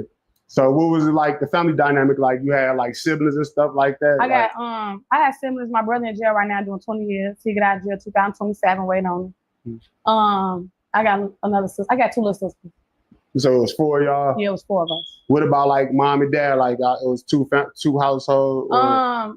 It was two households. My daddy had went to prison for a little while. He came home, but it was two households. Yeah. Mm-hmm. So it was a rough area. Like what was the, like, you know, Chicago is real territorial. Like what gang was over there? Like, you know what I'm saying? Like GDs, BDs. Basically GDs, BDs, Moles.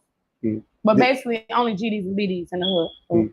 Did they get along though? Because you know it's a narrative that GDs and BDs just hate each other in Chicago based on the drill. I could say when they was growing up, ones was GDs, ones was BDs, and they was getting along. But as they got up in age, they had to pick, like, you gonna be with the GDs or you gonna be with the BDs. You feel me? So when they had to pick, that's when all the negative, all the bad shit started happening, because now they growing up with each other. So now they gotta pick sides. Like, you my brother, my brothers since I was little, but I'm GD. I can't hang with you no more because I'm BD. You feel me? So that's how that went. So. Yeah. You say your brother got 20 years? Yeah, 2 like, years left. He got 2 years left? Mm-hmm. Yeah. So he was a shorty when he got that time? Like y'all was shorty? 17. Okay. And what you was like what? I was 15. Okay. Yeah. So he got it done. What was it for, if you don't mind me asking? Attempt. So your brother, you know, he got 20 years at early age. Like, so what it was like growing up? Like, was he like, he jumped off the porch early or something, being that the environment was rough? Like, how was it that? My brother always been who he was when he was younger. So I won't say he jumped off the porch. He been on the porch. You feel me? Like, he been doing it before all these kids started doing it. He been that nigga. You feel me? Type shit. Yeah. Damn. So when he first got that 20 years when you was a shorty, like, how did that hit you? Like, when you heard that news, like being a shorty? He wanted to go to trial, but my mama was like, son, don't go to trial. Like, I don't know how long I got left. You probably be 56 years. Just take that 20. When you come home, you're going to be good. I promise you. He like, I'm take this 20. Ain't shit. I'm going to take it. It ain't nothing. So my point of view, my perspective was like, his lawyer kept coming to the house like, man, your brother, like, I'm trying to get ready for the trial day, but he made 3 different statements against himself. He don't have no co-defendant. My brother don't have no co-defendant. So it was like, he said this, he said this, he said this. So he made 3 different statements. So he was trying to suppress his statements, but he kept promotions in. They was not granting his motion. So when I had called my case, they talking to me. I knew not to make a statement because I'm trying to go to court trial, and then they say, oh, I'm not going to suppress your statement. This is what you said, and this is what's going on. This is what happened. So when they start asking me questions, I ain't got shit to say to nobody because, baby, look, at the end of the day, I know I got to go to all these court dates. I know I'm going to be in the joint for the county for years. And no, I want to do none of that talk. I want to do the same mistake my brother did. Okay, so you say your brother, he kind of didn't have no codees. He made 3 different statements on this stuff. So what do you think he was probably trying to lie his way out the situation? And then, for sure. then they like kind of. Yeah. Disney Plus, Hulu, and HBO Max. Together for $16.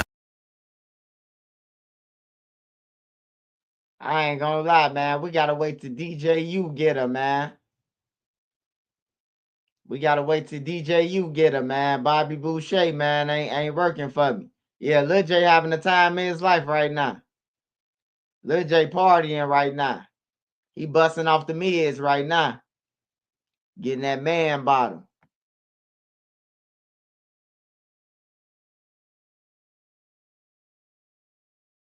$99 a month. This could get me. Yeah. Damn. So how he took getting the time or whatever being 17? He took that shit like a G. Yeah. He want shit.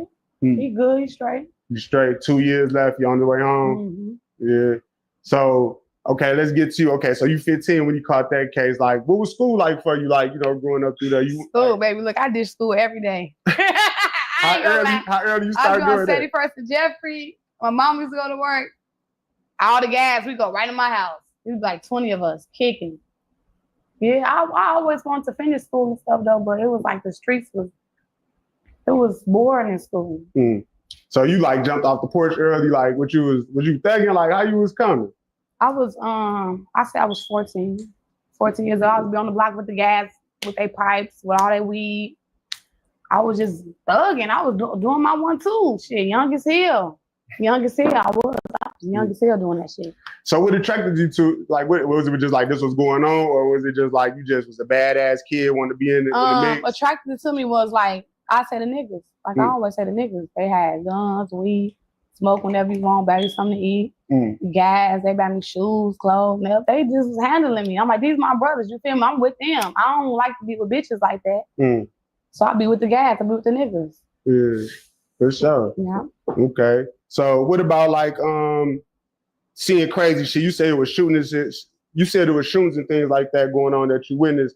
Like what was like one of a crazy story that you could share where you ain't incriminating nobody that you saw when you was a shorty? Like, damn, it's cracking over here. Like this happened. I used to get shot at all the time when I was, not me personally, but the I used to be with.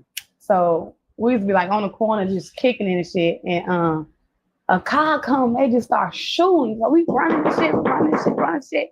Then my homies in there start shooting back. Woo. So I used to be like, man, I ain't going outside no more. I'm scared I'm gonna die. You feel me? But we used to get shot at all the time. Yeah. We did. So when was the first time you got shot at? Do you remember that?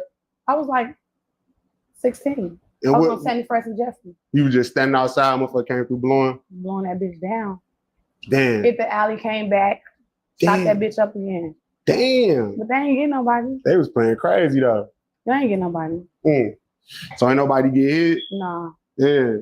That's crazy. So how common is that in Iraq though? Because it's like, it seemed like that shit is just It's very common. That's why you cannot be on the block. You cannot be dangling. You can't be loose with it, none of that shit. Because one see you call next month and boom, you gone. That's just how it go. Being a shorty coming up in the trenches in Iraq, like how early do you have to catch on to shit like that? You got to catch on real early. Well, my mama taught me, so I was doing this since I was 5, 6, 7. My mama I've been doing this, so. So your OG and them, they was like, affiliated in the sense, like they was, like. I won't say affiliated, but my mama don't play. She just was like a real serious real person. Ass motherfucker, real motherfucker from the trenches. For sure. What about your old man? Like, was he like in the streets or whatever, or not? My daddy, my daddy just get money. Yeah, he get money. So out of your siblings, you went to jail, you did assault bug. Your brother, he did a dub. Like, have any of your other siblings been booked or? No, they can't do jail time. That's the thing. I think that's why I did it for him, because I don't know, my sister, I'm wild, but my sister, if she would have went to jail, she really would have been that bitch or beating everybody ass. I ain't gonna lie. I'm the humble one. You feel me? I fight, but when I got to, when I'm being disrespected. I don't like to fight, but don't disrespect me, because then I'm gonna have to get like that. Right. Right. Basically. You said so you don't like the fight, it's just like a response, like Yeah, you ain't one of them, you ain't no bully or nothing. Nah, I ain't no bully. No. I can get on my bully shit though, but I ain't no bully. I ain't no bully. Why you laugh at that? Cause It seemed like you thought about something like yeah, I ain't gonna say I ain't no bully. I'm a bully. I don't bully people. I bully the bully. You feel? If I feel like you're trying to bully somebody that's bogus, that's not on shit, bully me. Then let me and you get into it. You feel me? Because you're not gonna be bullying nobody that's not even on shit. Don't want to fight you or none of that shit. Like I don't like shit like that. No, I get it. Okay, I get it. So you was 15. You know, your brother got booked. He got the 20. After that happened, like, what was life like? You know what I'm saying? You in high school right now, or like what's going on with you right now? You 15? Yeah, at 15 when your brother got that time. Yeah. I was in high school. Okay. So I was going South Shore High School. Okay. So what's going on in your life at this time when you got that time and all that? Your 15. I was going to his court days. Damn. So you want when the metal detector went off, what's the first thing went through your head when that motherfucker beat you? Damn. Like I was like, no, get that bitch off. Cause I ain't finna, that's your shit. He asked Butter, but sound too, you ain't getting shit. You met him like, was it like, okay, he had like a little reputation, like they was calling him Chirac Wolverine and shit at this time, you know what I mean? Like these are academics and all this. Like when y'all met him, was it like, was it like he a star at this time in Iraq, or he just like a regular, regular nigga? Yeah. He was cool. He wasn't like, he was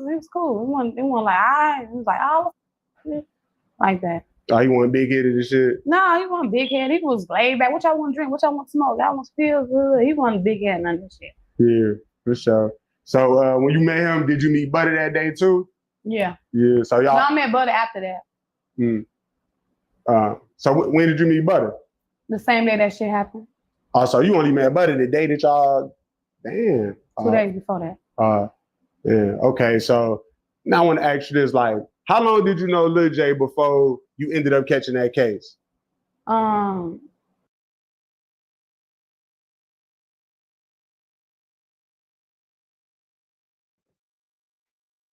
on, man. You telling me she just did 10 years.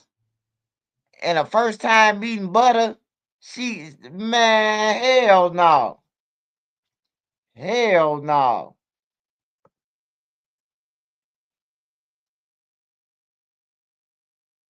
I seen him like a month before that, but I never kicked it with him. He used to be kicking it, Diddy Bop with my auntie and shit. But that was it. And then that day, we hung out. So you might have seen him 2 times in your life. No, I seen him before a couple of times, but I never like hung with him or nothing like that until that day. Type shit. Okay. Damn. Okay. So as far as like knowing him, you don't really know him that well. Then like. No. Yeah. That's crazy. So shit. That's crazy to you. That's crazy to me. And I just did 10 years for niggas I don't even know. I ain't even catch cases from the Gardens, from St. Francis Jeffrey. I caught case with niggas that I barely even know like that. You feel me? That's the part about the situation. You feel me? Because it probably would have been a different outcome if I was the I grew up with. I probably wouldn't did 10 years. But that's a different story for a different day. Nah, real shit. Damn, that's deep. And so you said you just did 10 years for you don't even know. And it's like I'm gonna say for 10 years from I don't know, because I did 10 years because I did 10 years. Mm-hmm. It was nobody else reason why I did 10 years, or was nobody else fault why I did 10 years. I did 10 years because that's just what the fuck I did. Right. I ain't blaming nobody. So, but doing 10 years is a long time. So it wasn't any, sometimes at nighttime, you thinking like, man, I didn't got locked up for this pussy ass shit. Like all the time. Yeah, that got to run through your mind. All the time. Yeah. So it's like, did you ever grow resentment for like people or animosity for people or individuals? I ain't going, you know what I did when I was locked up for 10 years? I thought about coming to home and how I'm finna shit on everybody that shitted on me when I was locked up. That's what I do. I don't think about, that motherfucker did this. I don't give a fuck about what nobody did to me and how they did to me, because I'm gonna shine regardless. I don't give a fuck about none of that shit. I don't care. I would think of a master plan for 10 years straight. No, I ain't mad at that. Love that. Okay. So you've been you've been planning, scheming, looking, watching every month. strategizing, all that good Hell shit. yeah.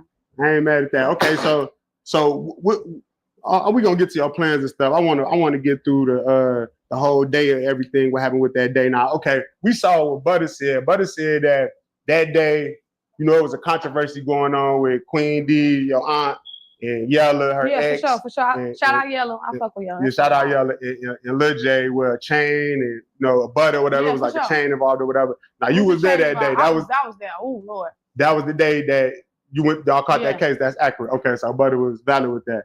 Okay, so what happened that morning? Like, give us that. Y'all woke up and Yella was banging on the door. What happened? Like with that? Well, Yellow, that's my uncle at the end of the day. I fuck with him too. Him and my auntie Dorothy was together for a long time. So when Yellow called, I'm on my way. I'm opening. No, I don't get no. That's just what's going on at the end of the day. So when he came, he like, I had his chain on because he had 2 chains out, like these pieces of chains that was busting. You feel me? So my auntie like, girl, I bought them chains. Y'all can have him, right? So I put that bitch on. I used to taking pictures all on Instagram, snapping. You feel me? He knocking on the door. He like, me and Butter had a chain on. You feel me? So he knocked on the door. He like, give me my chain. Give me my chain, Shannon. I'll take that bitch off. Because you know, I ain't finna. That's your shit. He asked Butter sound Tugg, you ain't getting shit. Damn, Butter started tweaking with her. Also, Butter wasn't capping. They said Butter learned to tweak. I'm like, Butter, give him the chain. He like, hell no, that nigga ain't get shit on Tugg. And then Lil J walked up. I'm like, oh my God. Auntie Dorothy, she go to the bathroom and had, like, she, like, I got to deal with all this shit. This bitch went in the bath. I'm like, Auntie Dorothy, yelling here, grind him out of the bathroom. Hold on, wait. Now you said he called your phone and you opened the door. Yes. So what? Okay, hold on. We got to get there. Okay. So you know that UUW. I got charged with. We went had law 1-2. Got in the car. We seen Mook, and that's when shit went left. You know what I'm saying? Yeah. And then so you said that what happened with you? Like, what's your point of view? What's your vantage point? To be honest, I thought Lil J and the dude was cool. They was right there talking, whatever case may be. And I lit up like people in the scene, you know. This ain't like no slight at nobody now. We just getting every piece of the story. You know what I'm saying? Now we got y'all. You know, it was a controversy going on with Queen D, your aunt, and Yella, her ex. Yeah, for sure. Shout out Yellow. I fuck. All right, for sure. So then what happened then? Like all y'all piled up into the car and left. Like what happened? Oh yeah, it was a guy named Blood there. Did you meet him that day? That's just what's going on at the end of the day. So when he came, he like, I had his chain on because he had 2. You telling me that Butter Debo Yellow chain, man? We've been waiting 10 years to find out this story. Yellow been denying this shit. Damn, Yellow. Butter had Yellow scared. Hell no. I think I see a pretty cat. I did. Chains out like these pieces of chains that was busting. You feel me? So my auntie like, girl, I bought them chains. Y'all can have him, right? So I put that bitch on. I used to taking pictures all on Instagram, snapping. You feel me? He knocked on that door. He like, me and Butter had a chain on. You feel me? So he knocked on the door. He like, give me my chain. Give me my chain, Shannon. I'll take that bitch off. Because you know, I ain't finna. That's your shit. He asked Butter sound Tugg, you ain't getting shit. Damn, Butter started tweaking with her. Also, Butter wasn't capping. They said Butter learned to tweak. I'm like, Butter, give him the chain. He like, hell no, that nigga ain't get shit on Tugg. And then Lil J walked up. I'm like, oh my God. Auntie Dorothy, she go to the bathroom and had, like, she, like, I got to deal with all this shit. This bitch went in the bath. I'm like, Auntie Dorothy, yelling here, grind him out of the bathroom. Hold on, wait. Now you said he called your phone and you opened the door. Yes. So what? Okay, hold on. We got to get there. Okay. So you know that Lil J was over there. Why you open the door? Like they at the end of the day, they was not for do nothing with each other, but argue with and talk shit. They homies at the end of the day. You feel me? Now if it was another, like I know the street code. You feel me? I'm not gonna open the door for that. Nobody. I'm not gonna do that because anything can happen. I knew that was gonna say nigga, bitch, you do. I'm gone. I knew that was gonna be the case. You feel me? Yeah. Type shit. But I ain't gonna lie, how we got the story because Yella responded to what Butter said, and Yella said like he came over there with them, like he said he had some with him that was with that shit. You know what I'm saying? And Butter said he was with that shit, so it could have went. You never know. He had some, and Lil J was like, "Damn, you with him? That's what you want?" I don't know the niggas they was with, but Lil J first type of way because they was with Yella. But come on now, it was all over a bitch, so I knew one shit really finna go up for real. This ain't no real shit, like took my shit or this was going on. It wasn't really like that. It was, this is my bitch now, you deal with it, and that's just what's going on. Yeah, for sure. So when Butter tweaked, like I said, on Tugg, you ain't getting the chain, what did Yella do? What he just was like, He just left. He grabbed his shit. I took his bags. He had bags. Like, grab my bag, shit. I grabbed his bag and shit. He left. Yeah, so he okay for sure. Damn, but I ain't gonna lie, this ain't like no slight at nobody. No, we just getting every piece of the story. You know what I'm saying? Now we got your side. You know what I'm saying? You was there. Sure. So with Butter said on Tugg he ain't gonna give up the chain. Yella left. He just took his stuff and left. You said you just gathered his stuff and left. So it wasn't no drama. No. So what about the that was with Yella? They weren't tweaking and nothing either? They was just like just right there. on S. Yeah. All right, for sure. So then what happened then? Like all y'all piled up into the car and left. Like what happened? Oh yeah, it was a guy named Blood there. Did you meet him that day? Yeah, I was with Blood. Blood cool as hell. I Blood. May he rest in peace. He was a gentleman too. I like Blood. He was cool. So you had met him that day too? Yeah. So I had heard he was there to do a feature with Lil J. Like he flew from out of town. I don't know about none of that. All I know is that he was cool as hell. He was a gentleman. So when you met him, it was just like, hey, how you doing? My name Blood. Yeah, because it was all three of us. It was me, Blood. It was Lil J, Blood, and Butter. It was me, my auntie, and this other girl. So I was supposed to be with Blood, kicking it with Blood. With my friend probably clicking with Butter, my auntie talking with Lil J. But me and Blood, it wasn't much. That's why I say he a gentleman. He wasn't on shit. I was cooking something to eat. You know what I'm saying? Like he was talking about his baby, his daughter, his girlfriend pregnant. He was cool. Like he was a smooth ass. You feel me? And every time I think about that shit hurt me. I ain't gonna lie, because I was right there with him when he was shot. I was holding him. Blood was everywhere. Like I was holding him. I was finna start running. He was like, "Don't run, I'm finna die." And I was holding him while blood was coming out his mouth. I took my sweater off, put it on his back. I holes all up his back. I'm right there. You feel me? I could have left. I probably would have got away if I would have left. But he didn't want me to leave his side. He said he felt like he was finna die. Damn. But I want to go back before we even get there, because that's like, it's a lot happened before that, if you don't mind. Yeah, go ahead. Yeah. So it's like, okay, so you met Blood that day. He was a gentleman. Butter, he tweaked with Yella. Yella was your uncle. You know what I'm saying? There was a couple other females there. The other females, did they end up catching cases too? Or okay, all right, we don't got to speak on them. All right, so okay, so then what happened that day? Was y'all got into the car, or was y'all close by where the shit happened at? Yeah, we was right there. Okay, so which y'all got in the car and went to get some blunts or something from the store? Because hold on, let me ask you this. Because Mook, the guy who was also the alleged victim in the case, he said that he ran into y'all at a convenience store, like a local store or something. Go ahead though. Yeah. So he did. Yeah. So how did y'all end up at that store from the time when y'all was chilling at the crib or whatever, cooking and all that? We was dropping Lil J daughter off, and then that's when they had their little altercation by the store. So when you say altercation, I ain't gonna lie, like we get different stories now. So we get Lil J, I don't remember what he said, but I'm gonna say like with Butter for sure. Butter said that Butter say everything. What you saying? No, I ain't saying like that. Okay, I'm for just sure. saying, what you saying? But I'm saying what Butter said that, you know, dude tried to rob y'all. No. But the guy who Mook, he said that y'all started tweaking with him for no reason. Like, you know what I'm saying? Yeah. And then so you said that what happened with you? Like, what's your point of view? What's your vantage point? To be honest, I thought Lil J and the dude was cool. They was right there talking, whatever case may be. And I slid up like people in the scene. You know, I'm aware of all my surroundings. You feel me?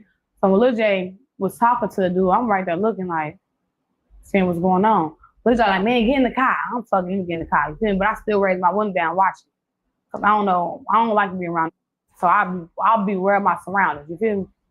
And shit, after that happened, it's just, what else want to ask me? We trying to get your vantage point. This what Mook said, this what Butter said. We trying to get Shen point of view. We just trying to get right, the whole... because I'm gonna say the real shit and what happened for real. Because everything everybody motherfucker saying is lying. All fucking lies. So what Butter said dude flashed the banger or something like that. He did. Now what Mook said was he just had on pajama pants and he just had his pipe on him, so it was just like hanging or something. No, he threw that bitch like this. So what?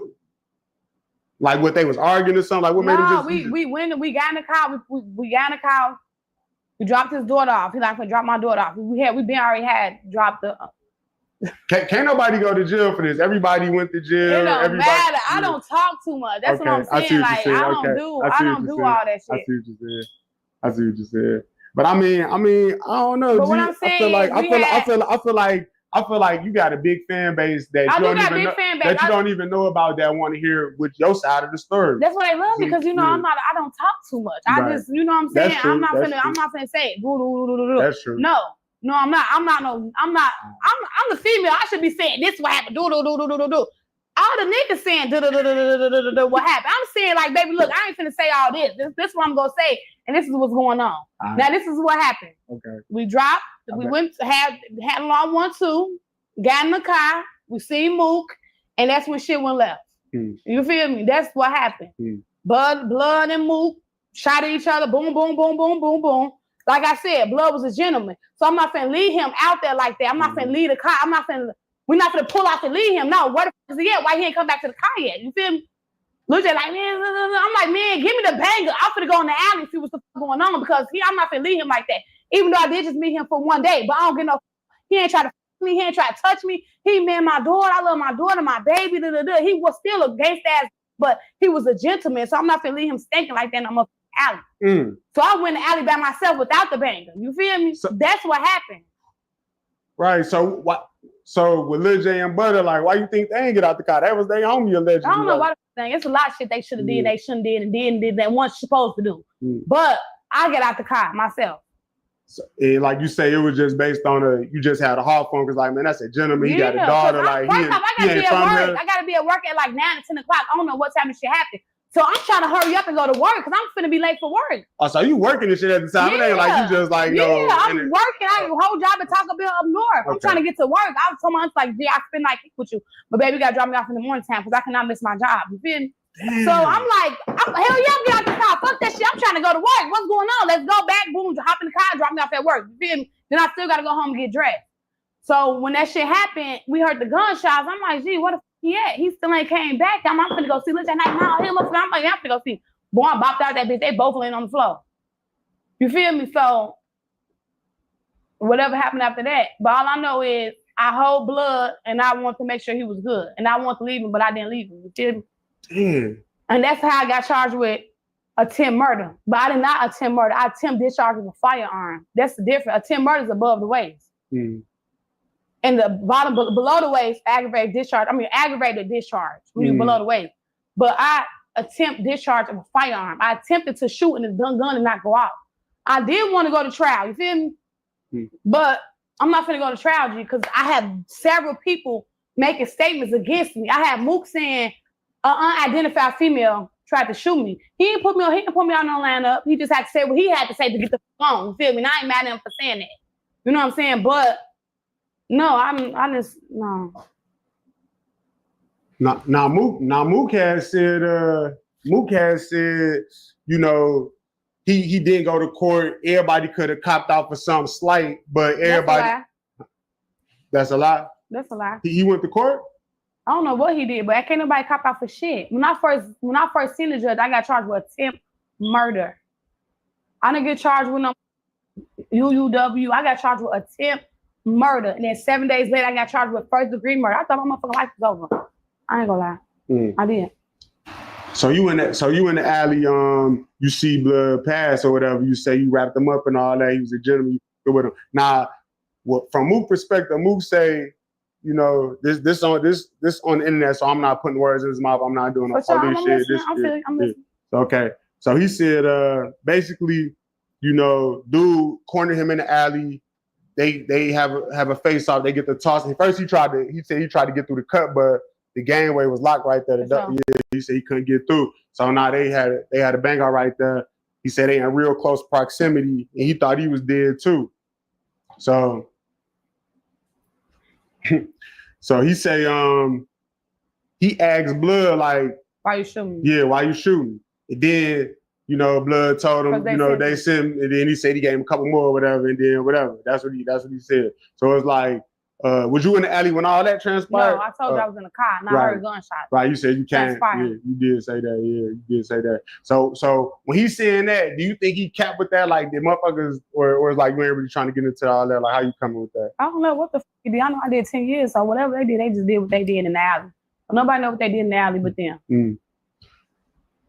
Okay, 100. So something else Mook said that was, I ain't gonna lie, it gave me chills when I heard him say it. He said a female, I swear to God, like I'm getting having chills when he said it right now. It said, man, a female guy, he said he seen some females in the alley, like 2 females. He said he thought he could ask for help or something, like he finna ask for help. But he see they start helping dude. He like, damn, you know what I'm saying? He like, it shook because he like, damn, now I'm finna die for real, I'm finna die out here. So it's like whole time though, he say the female, he said, huh? He said I'm weak. Finish talking. He said he tossed. I heard everything he said. He should have said all that shit was on the investigation. And he probably did. That's probably why. Okay, finish talking. Let me stop. Go. Okay. So you say he tossed his pipe.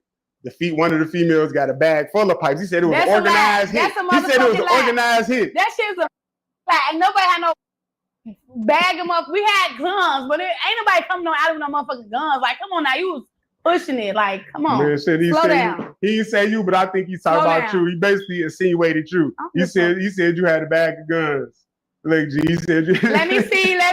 Should I fuck him for free or should I charge him a fee? What you talking about? No, I didn't have no bag of guns. I didn't have no bag of guns. I say I had a bag of guns. Come on, I keep them bitches on me. You feel me? It's over with. I mean, yeah, it's over. I did my time. You can't double jeopardy me. You feel me? You cannot do it. But I didn't have no bag of guns. Okay. And then no bitch. She talking about some bitch. Talking about some beat they ass. Ain't want no bitches right there because ain't no bitch finna beat my ass. That's a flat. He said his baby mama can't. Bro. Hold on, wait. Let's get into it. I'm weak. I'm weak. So Mook said you had a bag of guns. You know what I'm saying? Like allegedly. You know what I'm saying? So anyway, I like I'm so tired of saying what people said. Lil J said this, Butter said this, Mook said this. We got to talk about it. I know. I'm not talking about you. I'm not talking about you. I'm talking about in general. I'm talking about in general, like what I gotta hear all the time. Didn't nobody do those 10 years but me. I'm talking about, but go. Yeah. Okay. So we gonna go back to what Mook said, but we gonna address all that though. We gonna address everything. Yeah. All right, so Mook, he said, allegedly you walked up, you had a bag of guns. He threw his pipe, you picked his pipe up, but his shit was in decock or something. Saying me. I think I ain't saying you, but I think that he was talking about you because you the one that did 10 years. And I had also heard somebody else allegedly say that you stood over somebody allegedly. You know what I'm saying? But I'm wondering why you the only one got 10 years and everybody else got less time. You see what I'm saying? So that's that's simple. I'm listening. Yeah, it's simple. I bet. So he said you. That's what I'm saying. I think he said you. You know what I mean? He didn't say nobody name. He didn't say nobody. I'm a legend. Yeah, you're a legend. He a legend. Like the detectives and the people. Allegedly, you did that. Can I ask you just outright? Was it you? Can I ask you that? Would you? Only me and him know who it was. Okay, bet. I bet. So whoever it was, I'm gonna say this. Whoever it was, he said this. Whoever it was, he said, and it gave me chills. He got nightmares. He got nightmares just like I have nightmares. That's chilling, man. What you mean by that? Elaborate. I be thinking that's my brother. What you mean? On the floor. When I first came to jail, I always think that was my brother on the floor. In terms of blood or mood? Both. Damn. So you used to have dreams? Mm-hmm. All the time. That shit is real. Damn. That shit real. Was that your first time seeing some vicious like that? Like, no? I'm from the Gardeners. I see motherfuckers die all the time. Bodies just laid out. So that wasn't nothing new to me. I ain't gonna lie. What was the earliest age that you seen something like that where you just seen a motherfucker dead or shot in your face? The earliest age, like. Man, I can't remember the earliest age, but I do remember. I'm rapping. Okay, this is a platform. You supposed to be popping your shit. Go ahead. Yeah, so you supposed to be doing interviews because they want to know your personality first. Yeah. Go ahead. I feel you. But like I said, I be with real. I know real killers. They don't got no Instagram. They ain't got no motherfucking Facebook. They got more money than all on Instagram. They got more money than all on Facebook because all that shit is fake. First off, you can bag your motherfucking followers. You can bag your likes, all that shit. You feel me? So when I ask, they got Instagram, social media, and they be like, no, they got big, nice ass SRT, watch chains, because they really in the field, they really doing it. You feel me? And they be on the internet talking all that shit. They don't really be about shit, not for real. Damn. So you say them? Damn, that's crazy. So you popping it right now. So they be on the internet doing interviews and shit. A lot of them is just like probably speaking on like shit that they ain't got nothing to do with, or speaking from the sideline. Probably that's your opinion. Yeah, that's definitely my opinion. Damn. Okay, for sure, mama. I mean, I believe you because how you coming. It seemed like you treasure bound for real, G. My mama, I'm with it though. So okay, so that day with Mook and all them. Okay, how did you feel about? You said you watched this interview. How did you feel about him saying that? You know, he had nightmares about a female standing over him and all that. Whoever did, when he said that, I ain't gonna lie. I was like, I feel like it was God. He said God. to this day. I feel like it was God because he wanted me to see, like, just because woo happened, whatever happened, motherfucker going through the same shit you going through with the nightmare. You know what I'm saying? Because it's real life shit. It's not no fake. It's not no fly. This is real life. You know what I'm saying? So when he said that, I was like, damn, I'm having nightmares too. You feel me? But it don't be him, be my brother. Be my brother on the floor and know how I love my brother. So that shit hit different. It do. Damn, G. So you said, so when he said that, you know, win, lose, draw, I don't get no, I'm fighting. Ain't no bitch gonna say I'm a bitch. Ain't no, because this is my reputation. This is where I'm finna be living. She tried to shoot me. I swear to God, on my daddy grave. I said, bitch, no, the I didn't. That's how that went. You feel me? So as I'm walking off, I'm bailing off. You feel me? I see my auntie legit. I said, these bitches is stupid. How they outside the car in handcuffs, bro? They supposed to be done dipped off. So I look at their ass and I act like I don't know their ass. I keep walking, you feel me? Because I'm not getting caught. The bitch start chasing me and everything. My judge said, don't stop me. Stop chopping stuff skinny. Girl, bitch, I'm trying to take off, bitch. Let me go. Talk about, you feel me? So I was like, I'm caught. I'm caught. But yeah. Now I ain't gonna lie. Now Mook said, back what Mook said on the real, but Mook said his baby mama came out there and he said, beat her. You just said that was a lie, but expound on that. That ain't nothing like that. I didn't see no female out there. Yeah.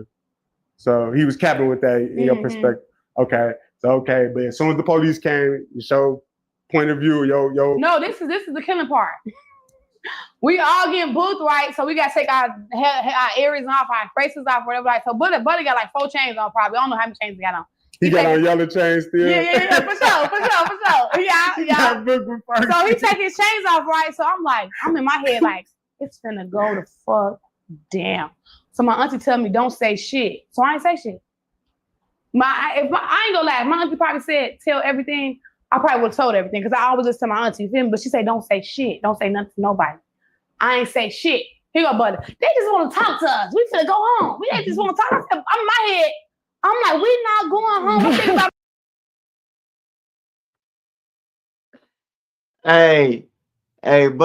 Butter said, fuck that. They just want to talk to us. We finna go home. Y'all, the motherfuckers dead on the ground. Butter time about they finna go home, man. Hey, we need DJ U to interview her, man. We need DJ U, man. Dude cutting off and all that shit, man. DJ U gonna let her talk. You gotta let her. A person like that, she ghetto. She from the trenches, bro. You gotta let her tell her story. Let her talk. He interrupting her, asking her shit. We going back to Mook. Fuck Mook. Let her talk about what she got going on, man. We waited 10 years and she want to talk her shit. So I know niggas ain't from the streets, man. You got to know when somebody from the streets. Let them talk their shit. She going to tell you everything you want to know if you let her talk.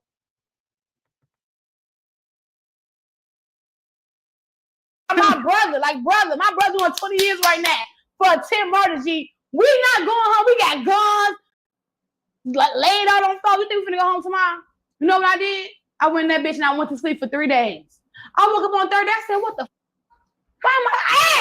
Hey, what's going on? I'm in a vent and everything. Looking like, hey, on Tugg, we in this bitch. I'm like, geez, what the fuck are we going home? He like, man, I ain't gonna lie, G. I don't think we going home. I go back to sleep. They bring me McDonald's French fries. I'm eating that shit. I'm asleep. I already know it's real. The detectives talking about some. They come. They like, yeah, we want to talk to you. I'm like, yeah, these bitches they finna get some. I'm gonna let them think they finna get some. I go in the investigation room. They're like, when's your birthday? Oh, February 11th, 1993. What's your day name? Day name, mama name, what school I went to, what's the son name. I gave them all the information. They said, okay, tell me what happened on this day. I said, I need a lawyer. I said, I need a lawyer. Just like that. So them bitches, when they put me back in the investigation room, they like, you doing 65 years, bitch. You're not never going to bitch, if you don't tell us what the happened. Who is this saying? This like The detectives people. Was some like old white man, a young white man? Yeah, they was young black white. man? They was all different colors. Yeah, damn. I'm like, the whole time, I know you got to go to court. They in there cussing at you like that, though? Yes, bitch, you getting 65 years. You're not never going home. You're going to tell us what happened. You going to spend the rest of your life in jail. Someone's dying. I'm like, I need a lawyer. I need a lawyer. You can't tell me anything. I know I have to go to court. I know I have to go to trial. Mm-hmm. I know I have to do all this. So you can't just, if a motherfucker, like, you're going to get 65 years, tell me what happened. I'm going to tell what happened. No. Because you was raised by gangsters, so you got like a different perspective I than know a lot all of about people. the court. I know all about everything. And I don't get up at the end of the day. I knew whatever time my dad was going to get me, that's what God had planned for me in my life. I'm not going to lie. But I ain't going to lie, when I first went to jail, when they charged me with Tim Murray, and I went back and I was on the phone with Lizzie on the freeway, he's like, man, blood dead. They been charged with that body. I dropped to my knees. I swear to God I did. Because I'm in the court, I'm in the county with bitches that got bodies, real bodies, and they offer is 50 years, 45 years. You feel me? So I'm like, I'm finna do 45 years in this bitch. I need to get comfortable. So I start going in that bitch fighting anybody, win, lose, draw. I don't get no, I'm fighting. Ain't no bitch gonna say I'm a bitch. I know, because this is my reputation. This is where I'm finna be living at. You know what I'm saying? So that's how that went. Shit. That shit was, man. Damn, G. So hold on, wait. So you said a lot right there. I want to ask some of this shit. My fault. I'm trying to take notes while you talking, because so you said when you woke up, it was 3 days later. You went to sleep. You woke up 3 days. Hold on. First, I want to start there. You said Butter was talking about we finna go home. G. They just want to talk to us. It's a dead right there. Did y'all know Blood was there when he was saying that? Blood he wasn't there yet. Oh, he wasn't there yet. Okay. He wasn't there yet. But somebody got shot. That y'all knew that.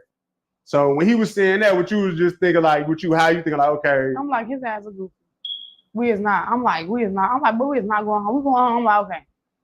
I knew I wasn't going home. I don't know where nobody else thought. I knew I wasn't going home. So when you fell asleep and woke up 3 days later, you weren't thinking about work no more, because I remember you said you was thinking like, no.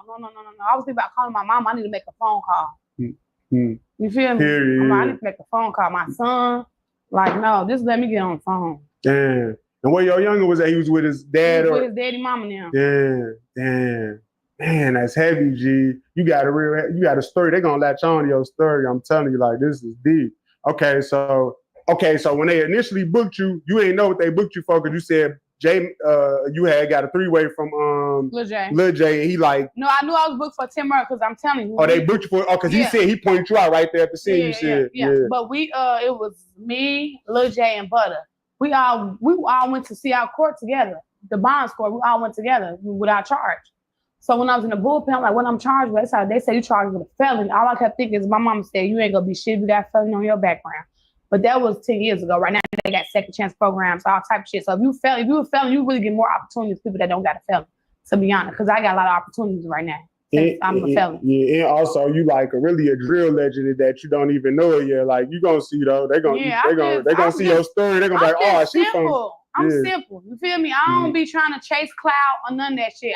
First off, I need to get my mind right, my mental right, stability, a job, all that shit. You feel me? So that's why I've been home a month. I'm just not doing the interview, because I'm trying to focus on me and my son and my real life shit that's going on, not the shit that people want to see on the internet. I don't give a fuck about that shit. You know what I'm saying? But yeah, that's Good shit though. But I ain't gonna lie, I see you do an interview and I see you say you was an artist. You ain't want to rap on that motherfucker. So like, how you coming though, G? You still, I ain't gonna put you on the spot though, but I'm just asking, like, you putting that shit together? I'm putting it together. You been to the studio since you been home? I had 2 appointments and I kept rescheduling, because it's like I be running late or something happened. Because I'm telling you, since I've been home, it's just been it's so fast for me. I'm not used to it being this fast. So when I set the appointment, I do my deposit and shit. Then the day come, I'm going to the studio. Then My mom be like, you gonna do this with me, and you gonna go here, and I'll be running late, and but I'm definitely going to the studio though this week for sure. Probably Monday or Tuesday. I like to be on schedule. I like to have structure. From being in jail, I like to know what time, how I'm gonna do this, what time I'm gonna do this, what time I'm gonna do this. That's how you excel in life anyway. You got goals that you're trying to accomplish. Facts. Not just living day for day. They say if you fail to plan, you plan to fail. Yeah, you for see what I'm saying? That's a fact. They hit you with. They initially charged you with attempted murder. How they hit you being 22 and you got a son? I fell out. You fainted? I fell out. My auntie Dorothy, she was like, Oh, y'all was in the bullpen together? No, she was in the this is the crazy part about it. This is the fucking crazy part about it. Lil J and Butter like, yo, auntie tell. I'm like, I don't get no fuck. I don't get no fuck. I'm gonna be good my whole time in jail. I don't get no fuck. Long as that bitch send me money. I don't get no fuck about nothing. Long as she go home, we both can't be in this bitch. I don't get no fuck what my auntie said. I don't give about none of that shit. I go out, it's me, Lil J and Butter. I look back, this bitch back here on the stand, my sister. Back in the back, like in the podium, like not back there with the other people. You feel me? So when they charged us, they charged me, Lil J and Butter. They say, Jeff, you've been charged with attempt murder. You know, I don't took. They told Butter, you've been charged with attempt murder. I took. Everybody going Hold crazy. on, they telling the judge on Tugg? Yes, on my daddy grave. Yes, she on Mac. They telling things. Yes, they on Tugg, man. I don't check out that. But I'm like, on Tugg, man. I swear to God, they said, well, shit ain't young. I'm like, hold on. I know if it be trying. Attempt murder, fell out. They clapped the motherfucking things on me. I see my auntie and my sister. My auntie carrying my sister. My sister carrying my auntie. My auntie like, oh Lord. I'm looking back like this bitch done fell out. I fell out. My auntie act like she having the Holy Ghost. My sister cried. I don't think my mama was there. No, I don't think my mama was there. Man, it's fucked up. Black people, we laugh at our pain, but it's fucked up. Yeah. At the time, it was fucked up, though, wasn't it? Like, it was like, damn. Then we go back. I go back to the bullpen. So the bailiff, she like, look, man, look. Y'all are acting